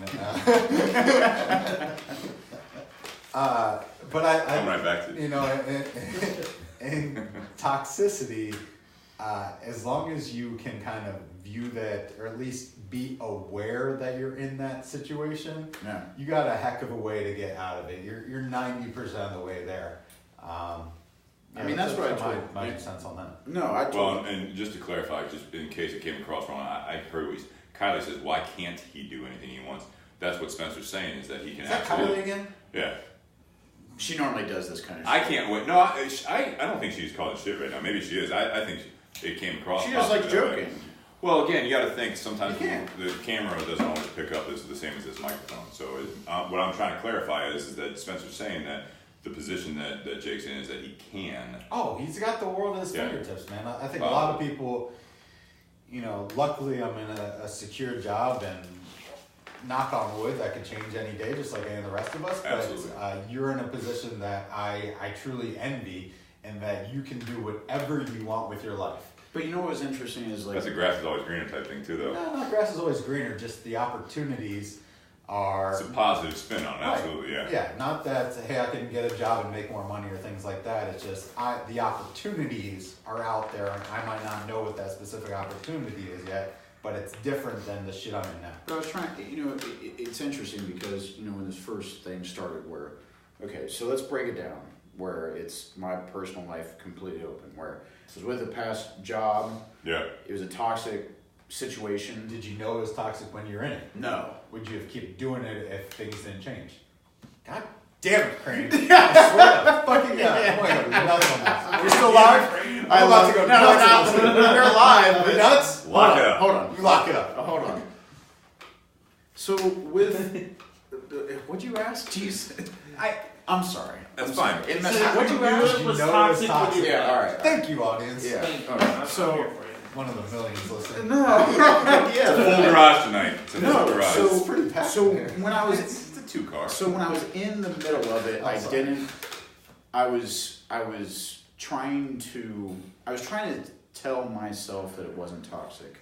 I was afraid to leave because I didn't want myself to look back and say in 5 years I could have been like making more money. I could have been doing what I was wanting because I was in it. I was in, you know, the face and the hand. And I If couldn't, that job I paid you couldn't more see money, would that matter?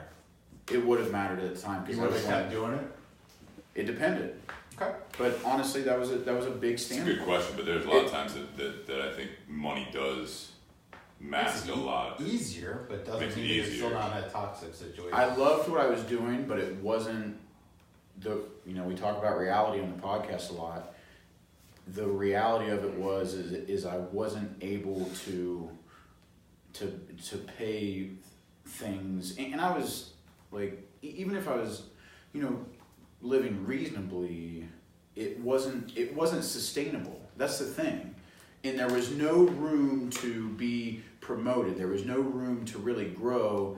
And if people like within that know the past situation, if they want to say that, you know, it was all on me, well, that's bullshit because it was on me and I did do what I was supposed to do and it didn't work out. And then that's when I finally had enough and that's when I started looking for other jobs. And then Do you care what other people think?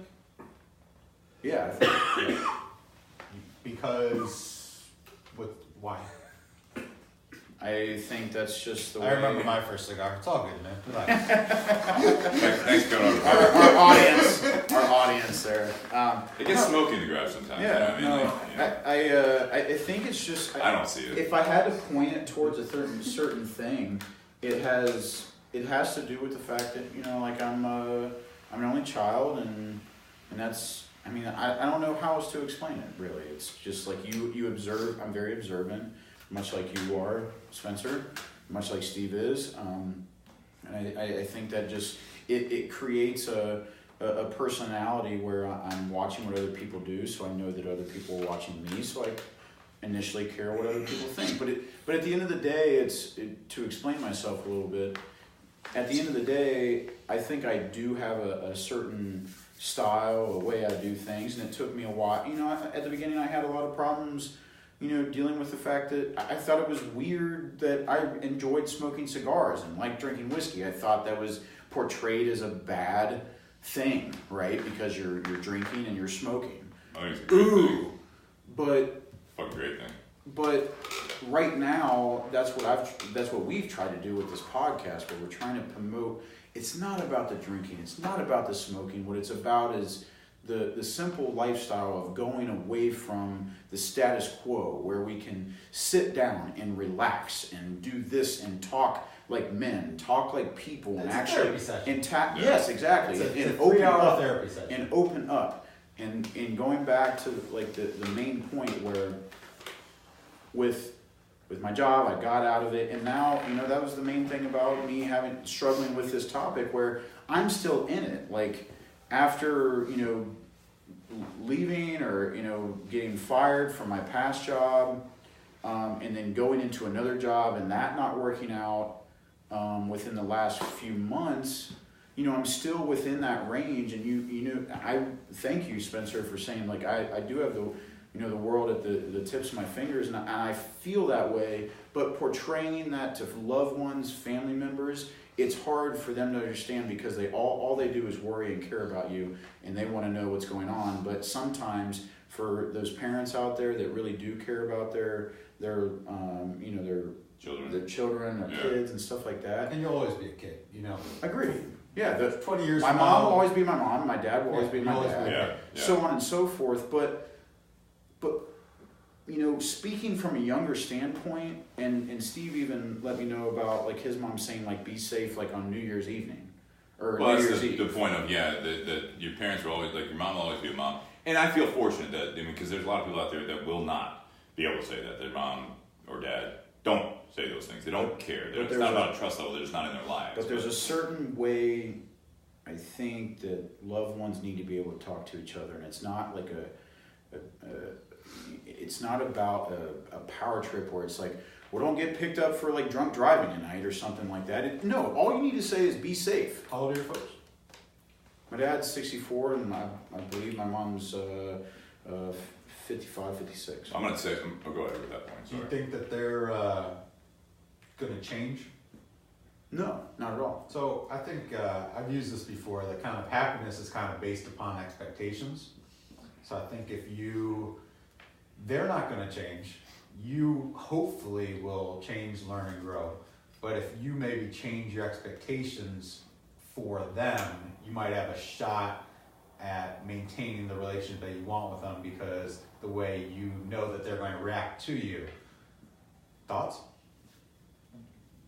Well, If you know your mom's going to say this to you, yeah, and you're anticipating her saying this to you. I do know that, yes. Yeah, my dad's got this with his 93-year-old mother and his 95-year-old father. The difference is your parents aren't on here right now. Mine are. No, my mom doesn't have the Facebook, so Facebook. Does she have the website? The webs, the so I've interwebs. been instant messaging her for a little bit now on Yeah. AOL. AIM? I still got a way message up. Well, let me interrupt. Like, let's get this like straight Hang point on. across. Like, All for right, my go ahead. parents, I love them to death. I know they care about me. They do. I'm voicing my opinion from my perspective, where it's like, remember when we were at that bourbon meetup with Che? Yeah. And we had a 2-hour, 3-hour long conversation. It wasn't a podcast, but yet I was giving him a perspective of what his kids may be feeling, even though that they don't know how to portray it. Yeah. Now, this is like way off topic, but Go ahead. what I'm talking about, it may not be a toxic situation, but it's a toxic atmosphere if you're not communicating and you're not allowing your parents or your loved ones to understand how you're feeling, which is what I've done in the past, and I'm trying to get better at it. But as soon as they understand, like, look, no, I need to back off, I care about you, and that's all that you need to know. I know that you care about me. And can we leave it at that? I know, I'm going to jump in there, and I think I'm not attacking you, I'm not trying to take this personally. No, no. Attack. No. I'm hearing all valid points. However, when you're dealing with this type of communication, I can point out in a lot of this, we roll the tape back and everything, you're not hearing what you want to hear. You don't like the way your mom or your dad are telling you to do this stuff, so then that is negative. It's not respectful. It's just not what you want to hear. So that was what I think Spencer's point was, and that's where it's like, there's a long time, and my mom like taking supplements, like when she first like back in college, she's like, oh, you're taking creatine, that's bad for you. I'm like, what? I had that relationship where I could say, where'd you hear that? Like, what is that based on? She's just looking out for you. Absolutely. But that was like, I didn't take it, the fact like she didn't I had a conversation then with her, even at that age, at your age now almost, you know what I mean? Where it was like, I still took it like she's a mom and worrying about me. But I think that's the difference where it's like, I was able to say, what I've researched, and I contribute to the conversation. And she's still like, this is how it ends. I still don't feel right about it. I still don't like the fact of taking that stuff. And it's like, okay. You know what I mean? Like, we didn't argue about it. It's just kind of like, okay, like, I get it. Like, you don't feel comfortable with But me it's taking taken me a long time to get to that. And it'll take you longer to get to the point where you have that relationship. Think about the relationship you have with your parents. And I mean, it's not necessarily, I don't think this is a toxic, it can be if this continues and you shut your parents out. Not you personally necessarily. I mean, obviously for you, but if other people do that, if you shut people out of your life because they're giving you, if they see something going on, or they honestly care about you. And again, you have to take a grain of salt that not everyone's going to, especially when they have that emotional tie to you, that they are not going to react the same way or converse with you the same way that they would with a lesser important person in their life. And I guarantee, because there's a lot of feeling and emotion and care and love in that. So that's where it's like, you have to, over the years, you're going to hopefully have the opportunity to hone in on how you communicate better as you become an adult more, and as we, like 38, as I become more of a 40-year-old adult, in that age bracket, as we keep getting older, that's one of those things that just because you are hearing something that you don't want to hear, it's not disrespectful. You're not being disrespected if you are hearing these things from people that care about you. If you do the route of just going through the motions like Spencer suggested and just saying, all right, I hear what you're saying, I'm going to take it into consideration, or if you just shut them out, or if you go somewhere in the middle of that and say, I hear what you're saying, but I'm doing this. I'm trying this. I'm doing the best I can. I am, and you're not hiding. Again, talking specifics, it's like, with the job, when I went through that, if I would have gone through it and said, my mom says, so how's everything going and all that stuff, and I tell her that, I haven't really applied for anything for the last week, I'm just getting my unemployment check, things, I'm going to figure it out. I'm not saying that's what you're saying or doing, I'm just saying if that's what you're saying, or if I started lying to my parents about that situation where I'm in a tough spot, that's more of a toxic situation than anything else. Because now you're not even telling people that truly care about you, and you care about the goddamn truth, because you're just going through what you think they want to hear, and then you just hang up the phone, or you go away from them, and you just go back to doing something that is not good for you. And problems don't go away, they just change. So whenever you get the job of your dreams, or you have the big house with the white picket fence, the whole thing, there'll be something else that they'll just be talking about. But the parent-child relationship, not to harp on it, it's always a weird dynamic, man. And it's always evolving. It's always evolving, and it's never the way that anyone wants it, and it's just all about how you if you can get along. When you become more comfortable in your own shoes, and I definitely wasn't comfortable in my own shoes at 23, 24, 25, 26, 27. You're hopefully now you're more comfortable in your own shoes, but people sense that, and when you become more comfortable in your own shoes, and you got a story to tell, and if you get engaged, if you get married, if you have one kid, 2 kids, they're always just going to ask the next question, just because they just want you to take whatever the next step is in life. Well, here's food for thought for this specific conversation. 4 roses. I remember when I was going through You looked at me though. So yeah, like, are you talking to me? Yeah, or? I'm talking to you, Jake. So the flip side of it is and again, it's realizing how people communicate. Is the important people in your life, right? How they communicate. I remember going to lunch with my dad to tell him that things aren't going well between me and my ex-wife, right? And I started saying, I don't. For the first time. first time that we actually really had that heart-to-heart about it, and I was looking for him. Whew, that's a tough conversation. No, but I'm saying this is actually, when I get to the point, it'll be the other side of it, and maybe that's something that you would rather hear, but I want to hear your thoughts, Jake. So we sat down, we were at Cardoni's in Westerville, and we're sitting there, we're talking about it. I said, the reason I called you, because I'm going through some stuff, and Candy and I aren't really seeing eye to eye. We're going to marriage counseling, and I just don't see it. I don't, at that moment in my life, I was like, I just don't see this for my life, because I was saying it was the check boxes, it's checklist. It was, she looked at life as, undergrad, grad school, marriage, house, blah, blah, blah, kid number one, yeah, picket fence, all that stuff, and I wasn't feeling it at the time. So my dad's response was, because he hadn't reached out, he wasn't like really, he says, yeah, I always wondered how you guys were making it work. He knew the whole time. Fuck yeah, he did. But, I look back now, and it's like, I wish, to a certain aspect is that I wish he would have said, hey, Steve, you mind getting lunch this week? Or you might have rejected him at the time. I could have, but it was like, that's the flip side of it, is as far as communication when you're dealing with this type of thing, when you are in a toxic situation. I'm not saying my marriage was not a toxic situation, but it was it was a tough growing period that I grew from, and looking back, wish I would have been able to, and Candy would have been able to handle differently, and we would have been able to communicate like we can now. But it's one of those things where the other side of it is when someone doesn't communicate and they care about you, and they hold their cards because they feel like either they can't communicate and that's how they want to handle it, or they think that you might want it to be handled that way.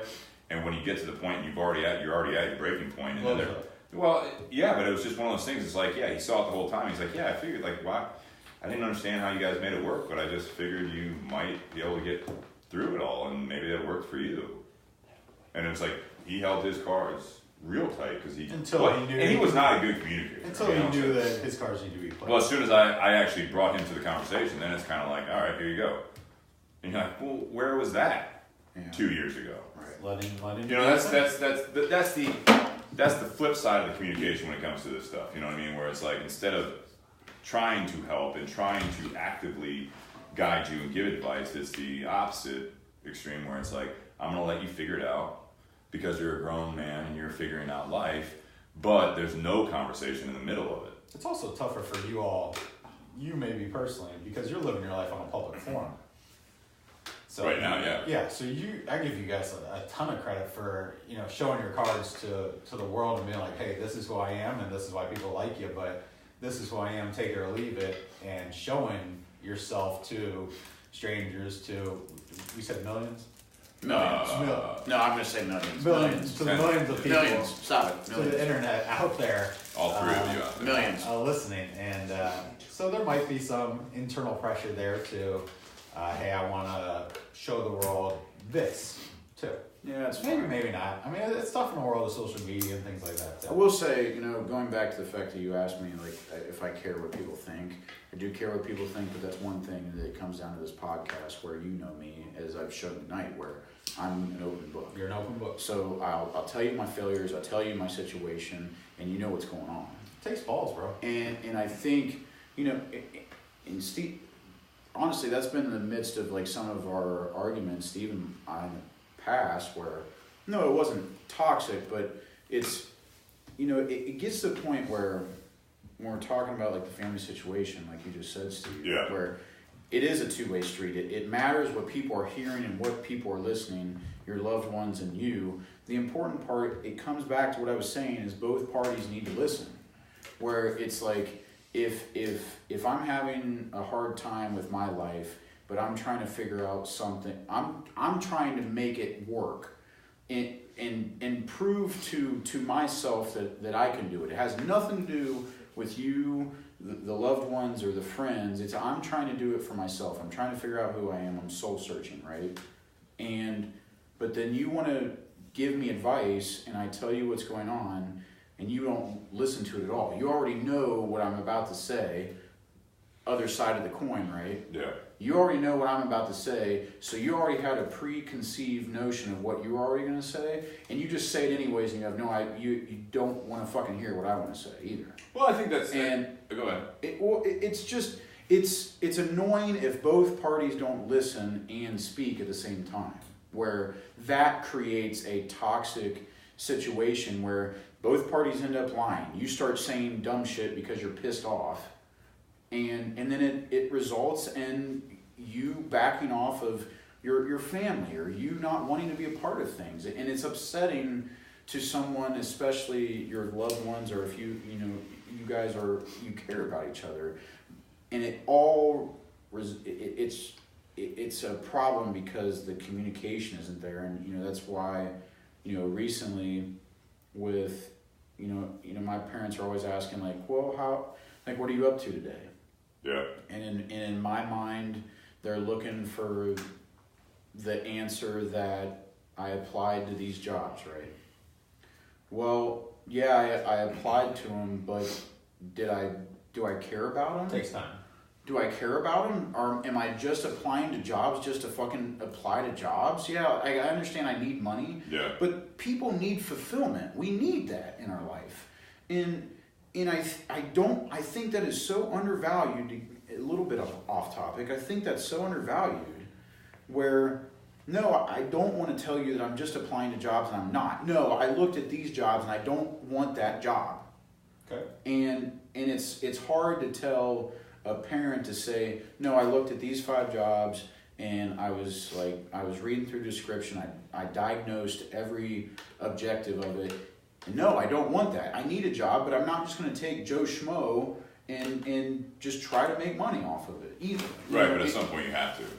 I get that, and Yeah. I knew you were going to say that, but it's so from my standpoint where that's not what I'm thinking about, and it evolves into a toxic situation again where you start just saying shit to say shit because you feel like, yes, your parents care about you, yes, they want to be in your lives, yes, they want to know what's going on, but this is this is the nuts and bolts of it. I don't want this. I do want this, but there's no jobs in that. So where do I go? That's the answer. What's the answer? What you just said, that's the answer. That's the answer you give. What else are you going to say? Well, I mean, I know, what my dad would say. It's all right, that's fine. Like, so when are you selling your car? That's the answer.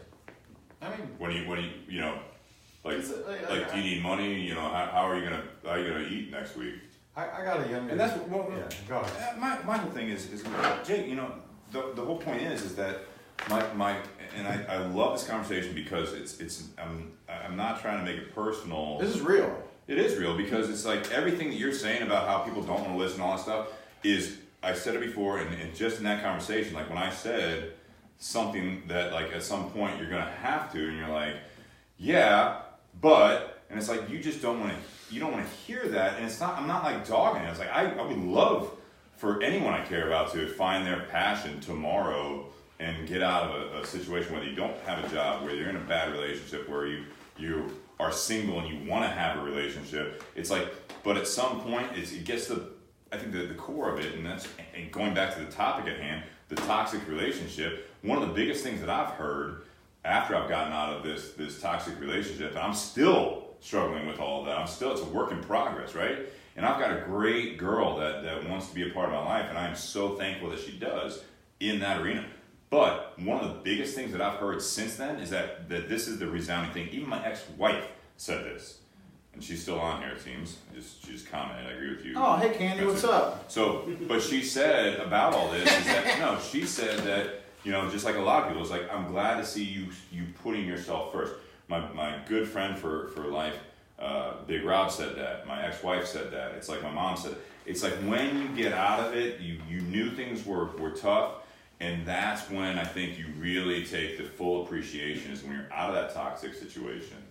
But when I'm listening to what you're saying is that absolutely that's the answer. But again, when it comes to a job, when it comes to a toxic situation, if you don't have a job, you can soul search, you can, and I'm not attacking, because I think these are all good thoughts, but it's like there is a timeline there where it's like you have to eat tomorrow. So yeah, you can run up a credit card and get that, but it's like, that's still part of the life. So it's like, do you get another part-time job? Do you do something? It's like, hey, I don't want to like apply to a job, a career. And I looked at the same thing. I didn't want to go to another logistics company or something like that where I'm looking at it's like I got staffing. I'm going to get burnt out immediately. Yeah. So I took a pay cut and took this opportunity that I've been at for the last 6 years, and I love my life. I wish I made more money, and I think there's a lot of people that make $150,000 a year. They wish they made more money. I mean, you always wish you could. People live to their means, but at a certain point, it's that's where I was saying, and when you have these people that care about you, they're giving the advice or whatever it might be, it's like, you don't have to agree with them, but also don't take it as a negative. It's like, listen to it, at least with a grain of salt or with a filter on, and be like, that's like, I like what Spencer said. Like, I get what you're saying. Don't get upset about it. But do you think I take it as negative? A lot, yeah. I think, like I said, I think for you, I think it's actually an ironic situation. Not ironic, I guess, but it is to a point where it's like, you say people don't listen to what you're saying, but you're flat out saying you shut people out and you're not listening to what they're saying to you. No, I do listen. Contrary to your belief and contrary to popular belief. It's the same thing as I told you about your past relationship, and as almost a year ago, where you told me, look, you don't treat this girl the way that you think that you can, or you can't be mad at her. The way that you need to understand the situation is the fact that you're my friend and I care about this girl, so you need to treat her with that same respect. Absolutely. And you know what I fucking did? I treated her with respect, and it was kindly as I possibly could be. And with loved ones, it's the same exact situation where loved ones, they think that they can say everything under the sun, and yeah, they may be right, but when you put your foot down, when I put my foot down and say, no, can I just figure this out by myself? Absolutely. And they don't respect that, that's what pisses me off. Well, I say that we're good enough friends that when I told you about the job, if you want to get specifics, and I'm not arguing or anything like that, but I think this makes for a good podcast. When you were saying that you were, like, I'm going to do this and this, I was asking you about, are you applying, like, just as a friend saying, what else are you applying to? And you were going, I think this is going to work out. As soon as you said that, and I gave you my 2 cents, and then it was like, I didn't bring it up again. I think that's the communication. But you don't think that people are asking these questions out of malice, you're just upset with the questions. No, what I get upset with is the consistency of the questions, where it's like, well, when's this happening? When's your next interview, or when's this and that? It's like you're searching and you're prying for a reason to get, and whether it's negative or not, it's the way I look at it, and it's like you're just searching and prying for a way to give me advice. Sure. And that annoys me, where it's like, I've told you I'm trying to do this myself. It's loved ones. It's not mother, father. It's friends, family. Regardless, it's people that care about you, and I know they care about you. But with people, if you're on the other side of the coin, the people that are the loved ones and the family, they need to understand when to back off, and they need to understand when that person that they care about is trying to figure out who they are, and it has nothing to do with what they've done in the past. They've done nothing wrong. The person that is the center of the issue or whatever, or the center, the person that we're all talking about, really, they're the ones that, if they say that, then the people around them need to respect that. And unfortunately, I don't think a lot of people in their initial circumstances, I don't think they abide by that. No, I think they want to give their 2 cents, and yes, it has good intention, it has good meaning. That's fine, fair enough. Mm-hmm. But when I say no, that means no. It means no. Yeah, I got you. Well, that's communication, and listening to both sides of it. Absolutely, I think that's a good point. And I think one of the things that Spencer said about the toxic situation, at a certain point, it's like you do just, you're a grown person, figure it out. But I mean, it's unfortunately that's hard. It is. Well, I think that's the flip side of what you're saying is that and Kevin Cole says, so I guess a good question is then, Jake, would you prefer that they just not ask at all? So what I was going to say, think about that. My whole thing is that if you do let that person, like, people do want to help because they see the struggle. Yeah. But to your point, it's like being prideful, and you're not the only prideful person out there. We all are.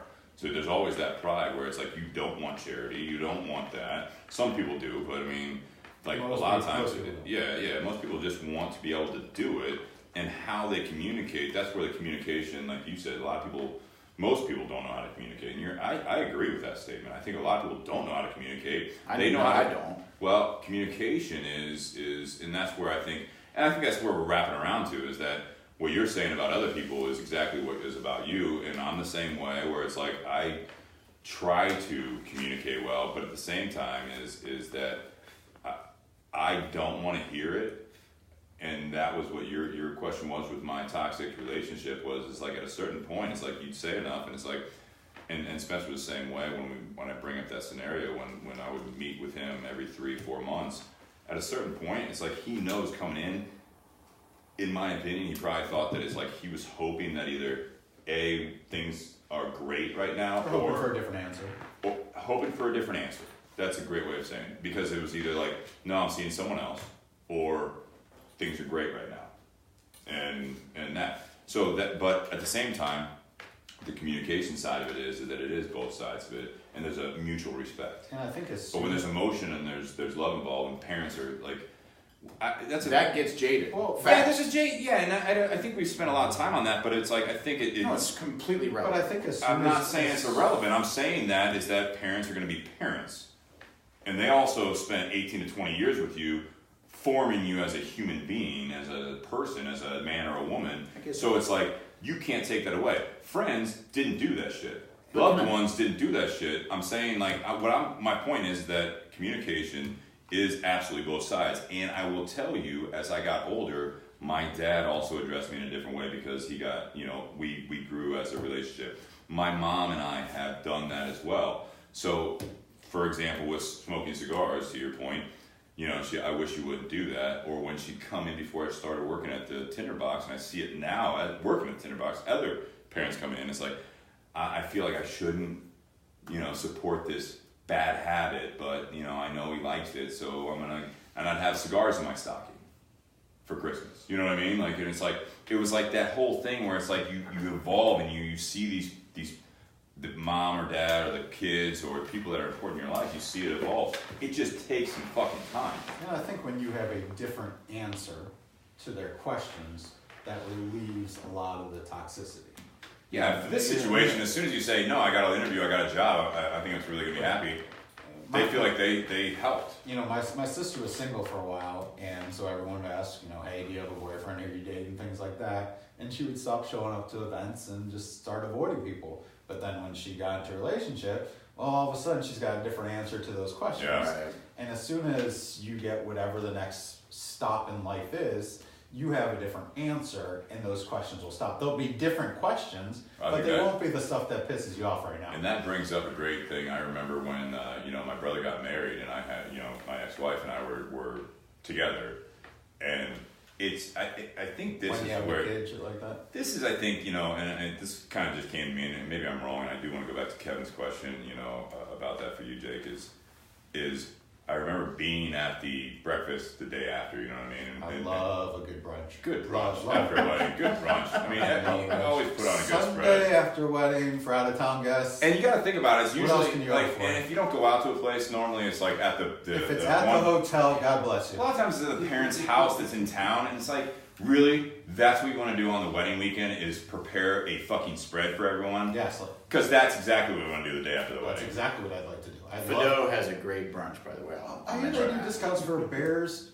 They used to have a discount for bears. And Brown. It doesn't exist anymore because they're out. Cody fucking Parkey. yeah, and also the offense. Side note, people. Side note. So I think, and what I've actually kind of listening to what you've said, Jake and Spencer, with all of this, whether it's a situation where right now the truth of the matter is, like Jake, you're in a tough spot, great opportunity, right? Great opportunity. This is a Probably one of the few opportunities you'll have. This is a major point in your life where you look back at this moment and you're gonna grow from it. And I did when I lost my job right? I mean, it doesn't matter what age you are, where you're at in life, whatever it is. I learned a lot from my divorce. Any pivotal moment, any time you're at that obstacle, parents especially, and people that care for you are always like they truly want the best for you. But my point was, I remember that brunch after my brother's wedding. It says, all right, so when are you asking? What are you proposing? Oh, like I was dating my ex-wife, at the time, and so like she was there and everything. It's like, so you bought a ring yet? And it's like, oh, is that when are you, and then you're married, and it's kind of like someone has a kid, and like, so when are you having a kid? I remember being, at another wedding with my ex, and she was in the wedding. It was her family, and it was kind of like her uncle leans over and is like, she looks pretty good in that bridesmaid dress, right? So it's a weird uncle right there. No, he's just like, yeah. So no.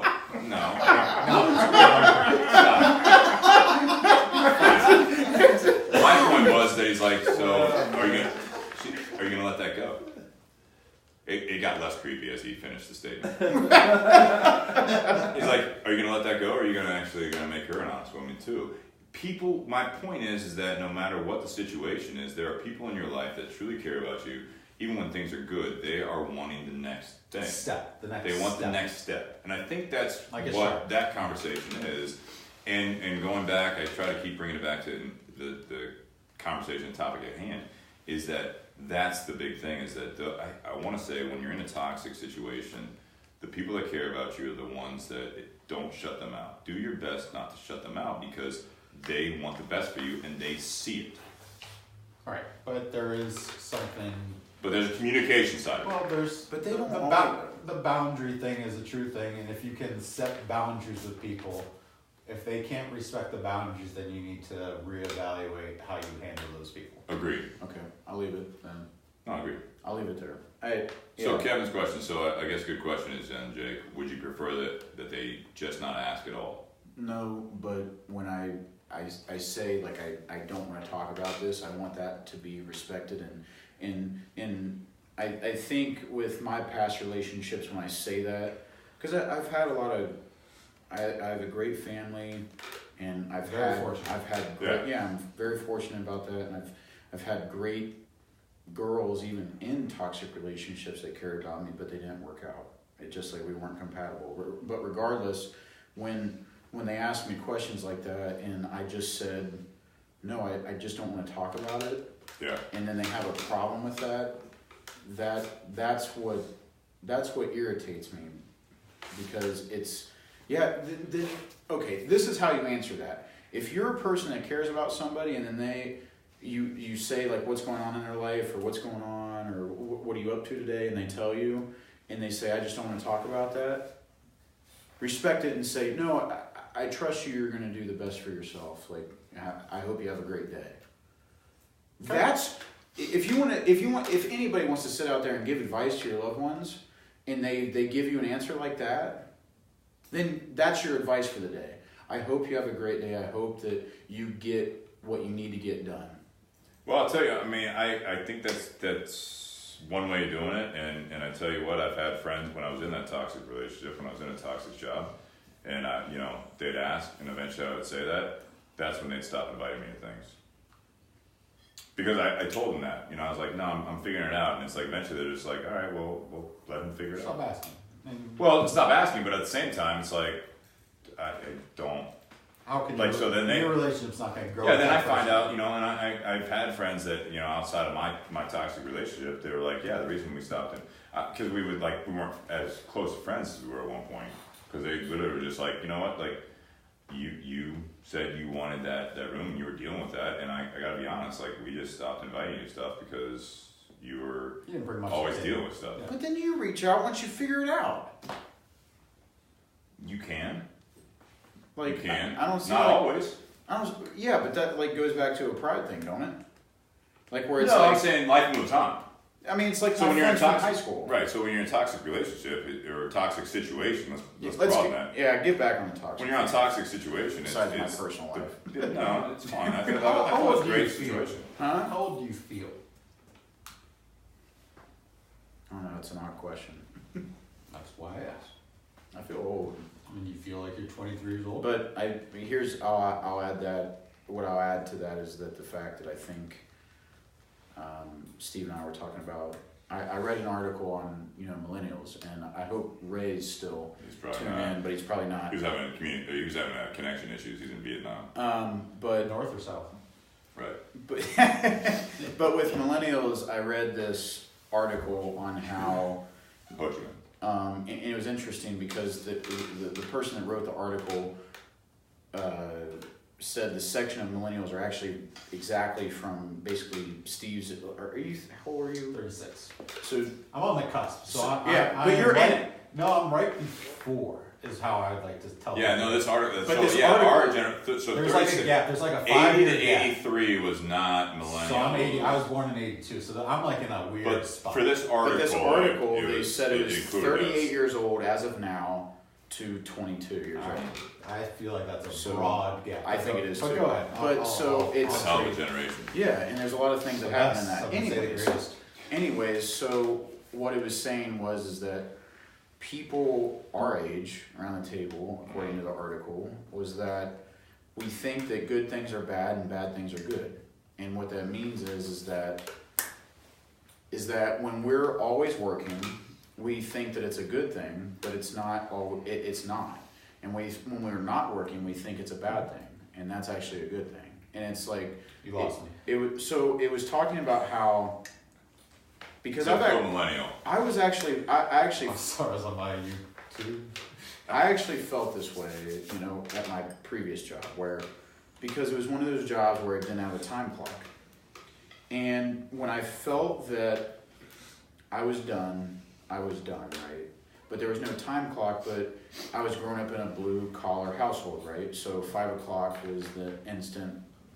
Hey, blue collar. You talking hourly salary? No, I'm talking like hard nosed, like working out in this. My dad was a fuel oil driver. But I'm saying if you worked till 6, do you get paid more than if you worked till 5? Overtime. No, it was all commission. So whatever gallons he hauled, he got paid for the gallons that he hauled. Okay. Yeah, blue collar's not always like a pay structure, but No, I get what you're saying. Yeah, I'm talking like if he worked longer hours, did he make more money if he worked longer hours? No, it depended. It depended on like fuel oil prices and stuff like that. Okay. So, anyways, what I'm saying is, I thought that if I was in a situation where I didn't know, okay, sorry, let me start over. So 5 o'clock was like the instant I'm done. Like that's the normal day, 9 to 5 or 8 to 4, whatever. And so when it got to 5 o'clock and I wasn't done with my work, and I left the office, but I went home and then I had to still do more work. Well, it was a little weird. But then when I was done with that, because the job was portrayed as, well, whatever I bring to the table, I'll get paid more. I never knew what I was supposed to be doing. Like I was a creator. I was a videographer and photographer and editor. You're an artist. Yeah, so what? I'm just supposed to drown myself in the evenings just creating new shit? No, it's like when do I say is enough at the end of the day? And that's what I always struggle with, and what I'm trying to bring this back towards is the fact that, with the article, millennials don't understand, at least people my age, they don't understand when to not stop working, but because they don't know when to stop working and they're not working, they justify an ends to a means, which means that they initially think of the result. So basic tasks such as looking for a job, even though that's as important as it is, or basic tasks as mailing a payment stub to something, it becomes an issue because the result isn't really there, and maybe that doesn't make sense. And we can post that on the Bourbon and BS Facebook page so people can read it and interpret it in your own way. But that was basically the gist of it, and it really spoke to me because it really made me see into the reason why I was thinking the way I was, where I was struggling with my hours that I was working, I was struggling with the pay that I was getting paid, and I didn't know when to cut off and when to shut off. So the initial answer was from my employers I thought was what? I just work until I pass out? To be fair, you took a much more in your specific position. I know that was a lot, folks. You but- took a No, much, it's good, you it's took good. a much more unconventional route. Doing what you were doing was not conventional. The hours you're working are not normal hours. The job you're working did not have set standards, and maybe structure might be something that you might need more in your life. That if I work this or if I sell this, then I make X. Yeah, I mean, So you might need more structure in your next position, whatever that is, and that might be a good thing that you at least know that. Yeah. You know, if you were an investment banker and you worked 100 hours, you know, you might not get paid for that, but you knew that there was return on that. return in Yeah. a couple of years, but hey, what am I working for now? Yeah. Like a lot of lawyers, things like that, you know, in their first few years, they're working crazy hours and not getting paid for it, but they think in a couple of years, this work will pay off Yeah. in a few years. And let me make this clear, folks. Like, this isn't a pity party about me and my life. No, This yeah, is- I'm- these I'm are not things. gonna No, fix that, let- I'm like, making those feelings hard. I think this is No, I'm not this gonna is a true Whiskey Wednesday at its best. And, Yeah, absolutely. and this is the shit that like people need to hear. So. Yeah, why do you pick this conversation? You know, the topic is because it breeds conversation. Oh, definitely. So I was. And it's not always negative. The thing is with these topics is that we hope that through these conversations with the true Whiskey Wednesday, you know, conversation like Jake says, that you come out of it. You don't always have all the solutions, but I mean, at some point, hopefully, especially now that we have viewers and listeners out there, is that, you know, through the help of Facebook Live and the people that are listening, and just the three of us around the table, is that you come to some conclusion, and sometimes the conclusion is that we don't have the answer. Ooh, deep. I It's like not that. No, I like that, man. I like that, man. It's No, Or it at, is deep. at least you feel better But after your the loved conversation. But your loved ones always want an answer, and that's what it brings back to that Yeah, but point don't where want to answer on anything. what I love about the fact that, so again, that's the communication, and I'm almost giving, you know, in your situation with that the parents and stuff, and I always gave my, you know, I had to tell my mom to stop buying me gifts from Kohl's. Whoa, what do you have wrong with Kohl's, bro? I didn't like any of the shirts she like. That didn't fit me right. It was not, you know, it's like that's just where she A shopped. medium is a medium, no matter Calm where down. you go. And a deep V is a deep V in your case. Goddamn right. You got it. yeah. My point was is that was the evolution, right? So that was one of those things where eventually I was like, Mom, like I don't. It's not. I love the gifts. Not my style. Not. So it's like. no. Well, yeah, exactly. Thank you. Next. No, it's the yeah. Thank you, Ariana. It's the communication. When I was buying like dress shirts and I had like I was becoming a man in a sense, and I was You were becoming you. I was becoming confident as myself. So I was like, I was buying all my clothes from a certain store, Just Fake Banks, and so I was like, if you're gonna buy me something, these are my measurements. These are the type of shirts. These are the type of pants that I wear to work. And when you buy me something from Kohl's, I don't enjoy that. I enjoy the gift and the thought that went behind it. I'm guiding you as a parent now to help me. You know, like if you want to buy me a gift, you want to buy me a shirt, buy it from this store because I'm going to enjoy it. That's the evolution I'd like to of thank our parenting. sponsor, Joseph A. Banks. I wish. They took some cues out of Kohl's books, and every day's a sale. Yeah, agreed. So as we're reaching close to kind of our ending here, you know, I hope that you enjoyed the conversation. What I liked about tonight is the fact that I know they enjoyed the conversation. yeah, what I liked about tonight is the fact that we dove deep, and it's interesting because we always do with Spencer, and you really dive into conversations, and you really want to know, regardless of the fact that we're on air or on mic, this is something that I think that people should hear, and I know I love, you know, the people that are from England and even the United States. And We've got Todd Bost on right now, who's down at Show Call. He was the guy that actually he just tuned in. Yeah. He was the one that ordered the Buckeye Lands I spoke about earlier. Yeah. Nice, And yeah, so I didn't even know he's having another kid. He says, I'm getting prepared for tomorrow. So he's like, thanks again for the package. And I hope you have a good podcast. I said, tune in. He's like, I'm still getting ready for tomorrow. Having a kid. And he's on here. Yeah. It's amazing. And that's the thing is, I love the community that we're surrounding it, and I think what differentiates us from other podcasts is the fact that we talk about real stuff and we dive into real things where I actually have my parents on here that are tuning in live to the podcast, and I voice it. I voice my opinions, and you're seeing a kind of a interaction live, really. And even for our audio listeners, that's what it comes down to, and it comes down to you guys. And as long as we're speaking to you, and hopefully that our situations that between Steve, I, and Spencer, between our personal situations, hopefully you can grab something for yourself and learn from. That's the main point.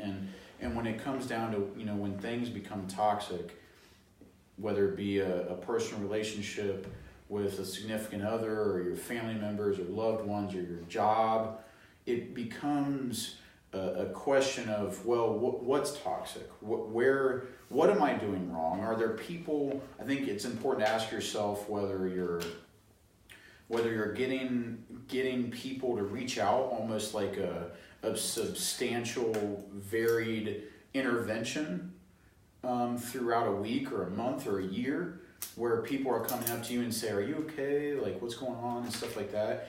This is what I've learned in the last year, talking about like 2018, where I need to start listening to people. I need to listen better as I'm talking about it. It's a catch-22. I need to do it better. I think we all need to do it better. We listen to other people, but take things with a grain of salt and allow ourselves to hear when people are giving advice and giving a caring effort to bettering our lives. I think we need to listen, and if you can choose and you can figure out whether they are meaningful and whether they're not, and if they are, you need to listen to it regardless, and then you can do with it what you will. But it comes down to the point where with your loved ones, if you feel someone like me, where you need to, it's not a toxic relationship, but you can see it going that way if you don't mention something like me. Hey, like, I appreciate your advice, Mom, but I need to do this for myself, and you've done everything for me in my life, and I appreciate it, and I love it, and I love you to death, but I need to do some soul searching. I need to do this for myself.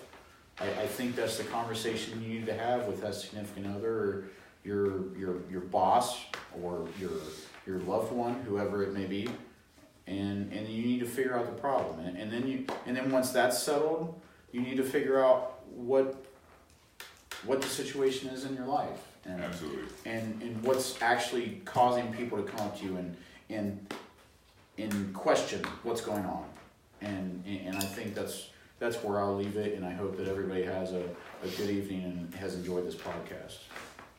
Thanks, Jake. I guess closing remarks time.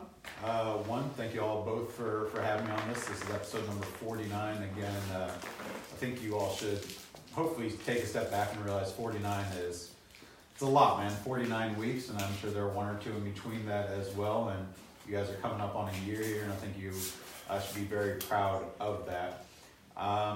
Toxicity, like I said earlier, I was a little nervous talking about something like this because I felt like it was going to go down a dark path. I'm very pleased that it didn't go down that dark path. Wait till mine closes. That's about time for us here, guys. We're done. Click. Oh, Facebook cut us off. But I definitely don't think it was a pity party at all.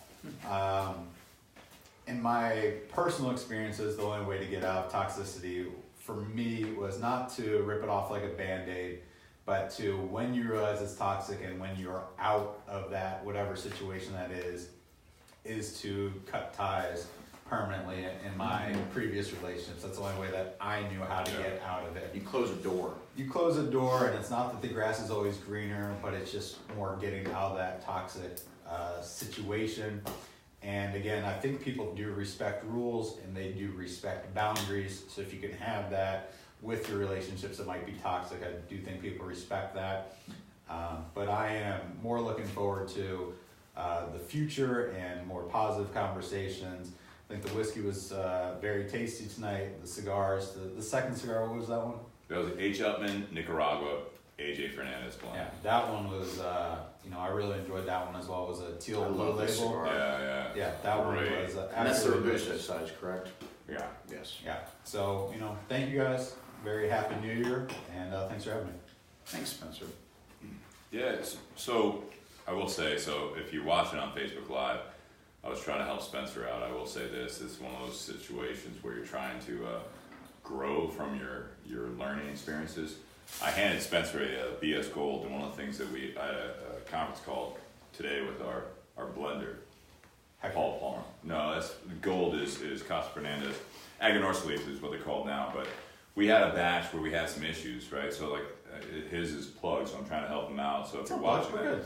yeah, well it is. So we had some issues. So I grabbed out of our plugged batch, and I didn't realize when you were looking for a cigar, I threw you one of those because I can, it's starting to smoke now, but I will say that you learn from all that. That's the point. Is that you my big thing is I never shut out people, and I actually will say that I have a little bit of envy for people that when they have these bad situations that they cause these hurdles, and worst case scenario they breed a toxic relationship because you don't have any other alternative. And I think I'm of the opinion, I know I'm of the opinion that when you're in that, you get so tied up in that problem that you start looking. Say you have that, you know you're better than that, you know you deserve better than that, but this is your best alternative. This is your best option. I look at that as a somewhat definition of a toxic situation, because that's the rationalization that you get into when you know people see it on the outside, you know you're in a tough spot, you know you're not happy, you know you're depending on something, someone, and you're actually trying to really make a bad situation better. And that's a huge reach maybe on the whole BS Gold problem we had. But I looked at it as a segue where it's like, for my closing remarks is, that's the problem. When you wake up every day in that moment in your life and you're constantly rationalizing and you're constantly putting more work in than you think you should, things aren't going to be easy. And if so with Jake doing this whole job thing, and if you have this mission and you believe in it, you know what you want to do, and people are dogging you, totally different than a toxic situation. If you bleed yourself dry, if you bleed your bank account, you lose everyone in your life because you believe in this mission, that's a toxic situation. He's not in a toxic situation. He's not. What I'm saying is that, and I'm not bringing it back to Jake's situation. What I'm using those as an example where if you are at that point that every day you're waking up and you're rationalizing it, figure out why you're rationalizing it. Because sometimes you make a bigger deal, I make a bigger deal, I'll bring it back to me. I make a bigger deal out of some things than it should be. Sometimes things are going too easy and I'm just used to a tougher day, a tougher situation. I'm used to the one being the person that puts in more work in a job, in a relationship, in my own personal life, and I'm constantly I was so used to one of the biggest turning points. You brought up the whole weight loss thing, Spencer. That for me it was like that's that whole thing where you're the beat up person, you're the protagonist in the story in your life, right? And you're down on your luck and you're doing that. And you get caught up in that. Things start going well, and all of a sudden it's like, I'm not used to this. Things aren't supposed to be going well. I'm used to actually picking myself up. I'm used to really like driving myself, waking up in the morning by myself, feeling alone, feeling by my own bootstraps, whatever it might be. And you might have a supporting cast that really cares about you, but you actually push them away because you're actually used to doing it on your own. You're used to to building yourself up, and now all of a sudden things are going well, and you're just like, you don't know how to feel. You don't know how to deal with that. You create more problems. Because you were in a toxic situation. Yeah, you create more problems because that's that human behavior where you get in that moment where you're used to one situation, and when it's toxic, it's again like an addict recovering. It's so comfortable. You said that, Spencer, that things are comfortable. So it's like you stick in that situation, that things are comfortable. Allow yourself, when I go back to this whole toxicity, allow yourself to appreciate your self-worth. That's something we haven't talked about the entire night, but appreciate your self-worth so that then you can do greater things for yourself, and therefore that just cascades and it's just, it overflows to people around you. So everyone that was, and I'm not bringing, not talking about Jake with your current situation and your parents. I'm saying it's that situation. It's every other situation. Whether you're in a relationship, whether you're in a job. Sometimes the situation gets worse and worse and worse because you go inside yourself and you shut people out. So when you're in a toxic situation, it's you need to remain open. Do not retreat back to yourself so that you just fixate on the problem.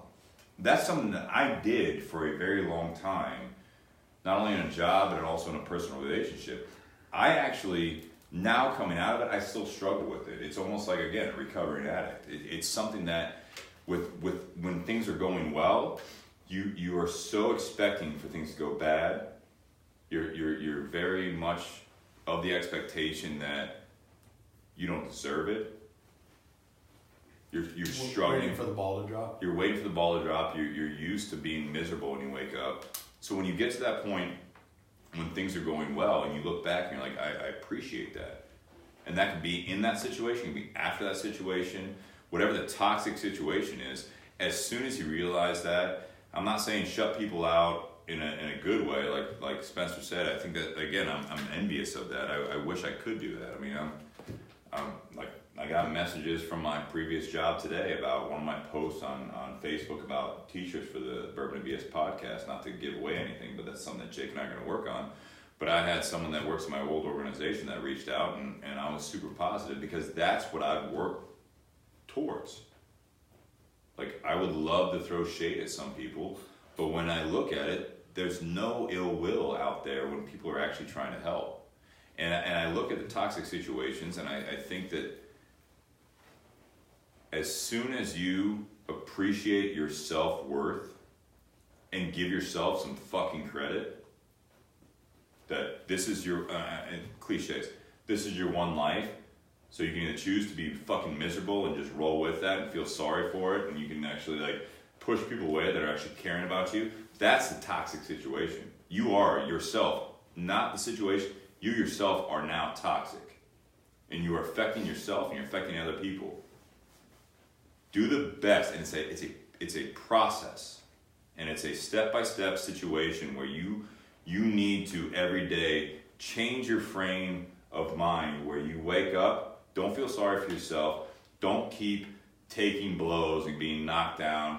Stop allowing people to treat you a certain way that you would not treat them, and hoping that things are going to change, whether it be a job or a relationship. Like Jake talked about his job, I talked about my job. We've all been in those relationships where it didn't work out, and it's not just because it didn't work out. We always say that. We always say, it didn't work out. No, you were fucking miserable, and you tried and tried and tried, and there are people that are treated absolutely terribly, and you keep trying to be the better person, so hopefully it'll reward yourself and that other person or that situation. This is the moment where you actually have to look at it. It's like, no, when I said it earlier in the podcast, the resounding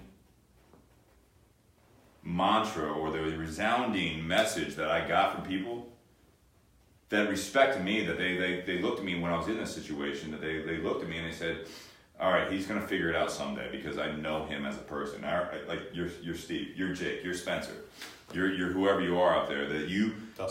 Dustin, Kevin, everyone out there listening, you're already that person. We already have faith in you. We already respect you. That's why I care about you. And we'll talk down the road, and we'll get back on the same page. But I'll give you what my 2 cents are, and that's the communication side, where I'm going to give you my 2 cents. And if you don't want to hear it right now, that's fine. You'll figure it out, hopefully. And if you don't, Fuck it. fuck it. Bingo. But that's where you need to value yourself to a point where you are hearing it and you're getting to that turning point of that toxic situation where you actually have that beginning of the realization that you are in that toxic relationship, It's the beginning of the that end. toxic situation. That's the turning point where now you have the rest of your life to enjoy, and you're going to hurt because you're used to it. And I'm of the opinion that some things turn out better than you think they will. Most, when you're in that deep, they're not. And it's literally letting yourself realize the fact that you are not going to fix it. And you're not going to fix yourself unless you look at yourself first, so that you can appreciate yourself and the self-value. You self-value yourself. Like you really actually give yourself the credit. Stop thinking you don't deserve it, because you do. Everyone out there, everyone in this garage, everyone deserves it. And you have that one life. Again, I'm not trying to get super deep, but it's like you have one life. So you can either choose to wake up tomorrow and be miserable, or you can choose to wake up tomorrow and say, I got to take care of business and take care of my relationship and take care of my work, take care of my financial responsibilities. I'm not saying like leave your wife, leave your husband, leave your job and all that stuff, but start working on that plan. Well, thank you, Steve. Just say something's delicious. It is very good. Very, very good. We got 3 different sizes of the Tinder Box, so come by and grab one. Thank you, Spencer Lappin, for being on tonight for the 4th time. This has been a great podcast. It's always super deep when you're on it, and I personally love it. We love it, so thank you again for being on. We hope that all you enjoyed the podcast. Please give us a 5-star review after you get done listening to this, and leave a positive review. Tell a friend, share it on Facebook if you feel fit, and just let your family know that if you're one of those people out there that are dealing with this problem, don't forget to communicate and let them know how you feel, and let your loved ones and your friends know how you feel. So thank you, everyone. And Tinder Box at Easton. Yep, Tinder Box at Easton. Thank you, Altadis USA, Altadis, for providing the H-Upman tonight. We smoked the Laranja. We also tried the Jim Beam Signature Craft Soft Red Wheat by Matthew Johnson. Thank you for providing that bottle. And don't forget, if you want to provide your own bottle for the podcast, get a hold of Steve or I or the podcast in general on Facebook and Instagram and everything else. Don't forget that you can listen to this YouTube, Spotify, iTunes, and Facebook, and Overcast on Android devices. Thank you, everyone. Kevin Cole, 3 stars, need to play Britney Spears Toxic. You guys can listen to that on your own. Yes, Kevin. That's like the 3rd time, and it's He's a little goofy. He Take the hint to play the song. Nope. No. We're not doing that. No. After. after. You can put it in on the... We're doing an Instagram live. I got the yellow snake. Shit. Happy Whiskey Wednesday, episode 49. When things become toxic. Thank you for joining. Cheers. Cheers.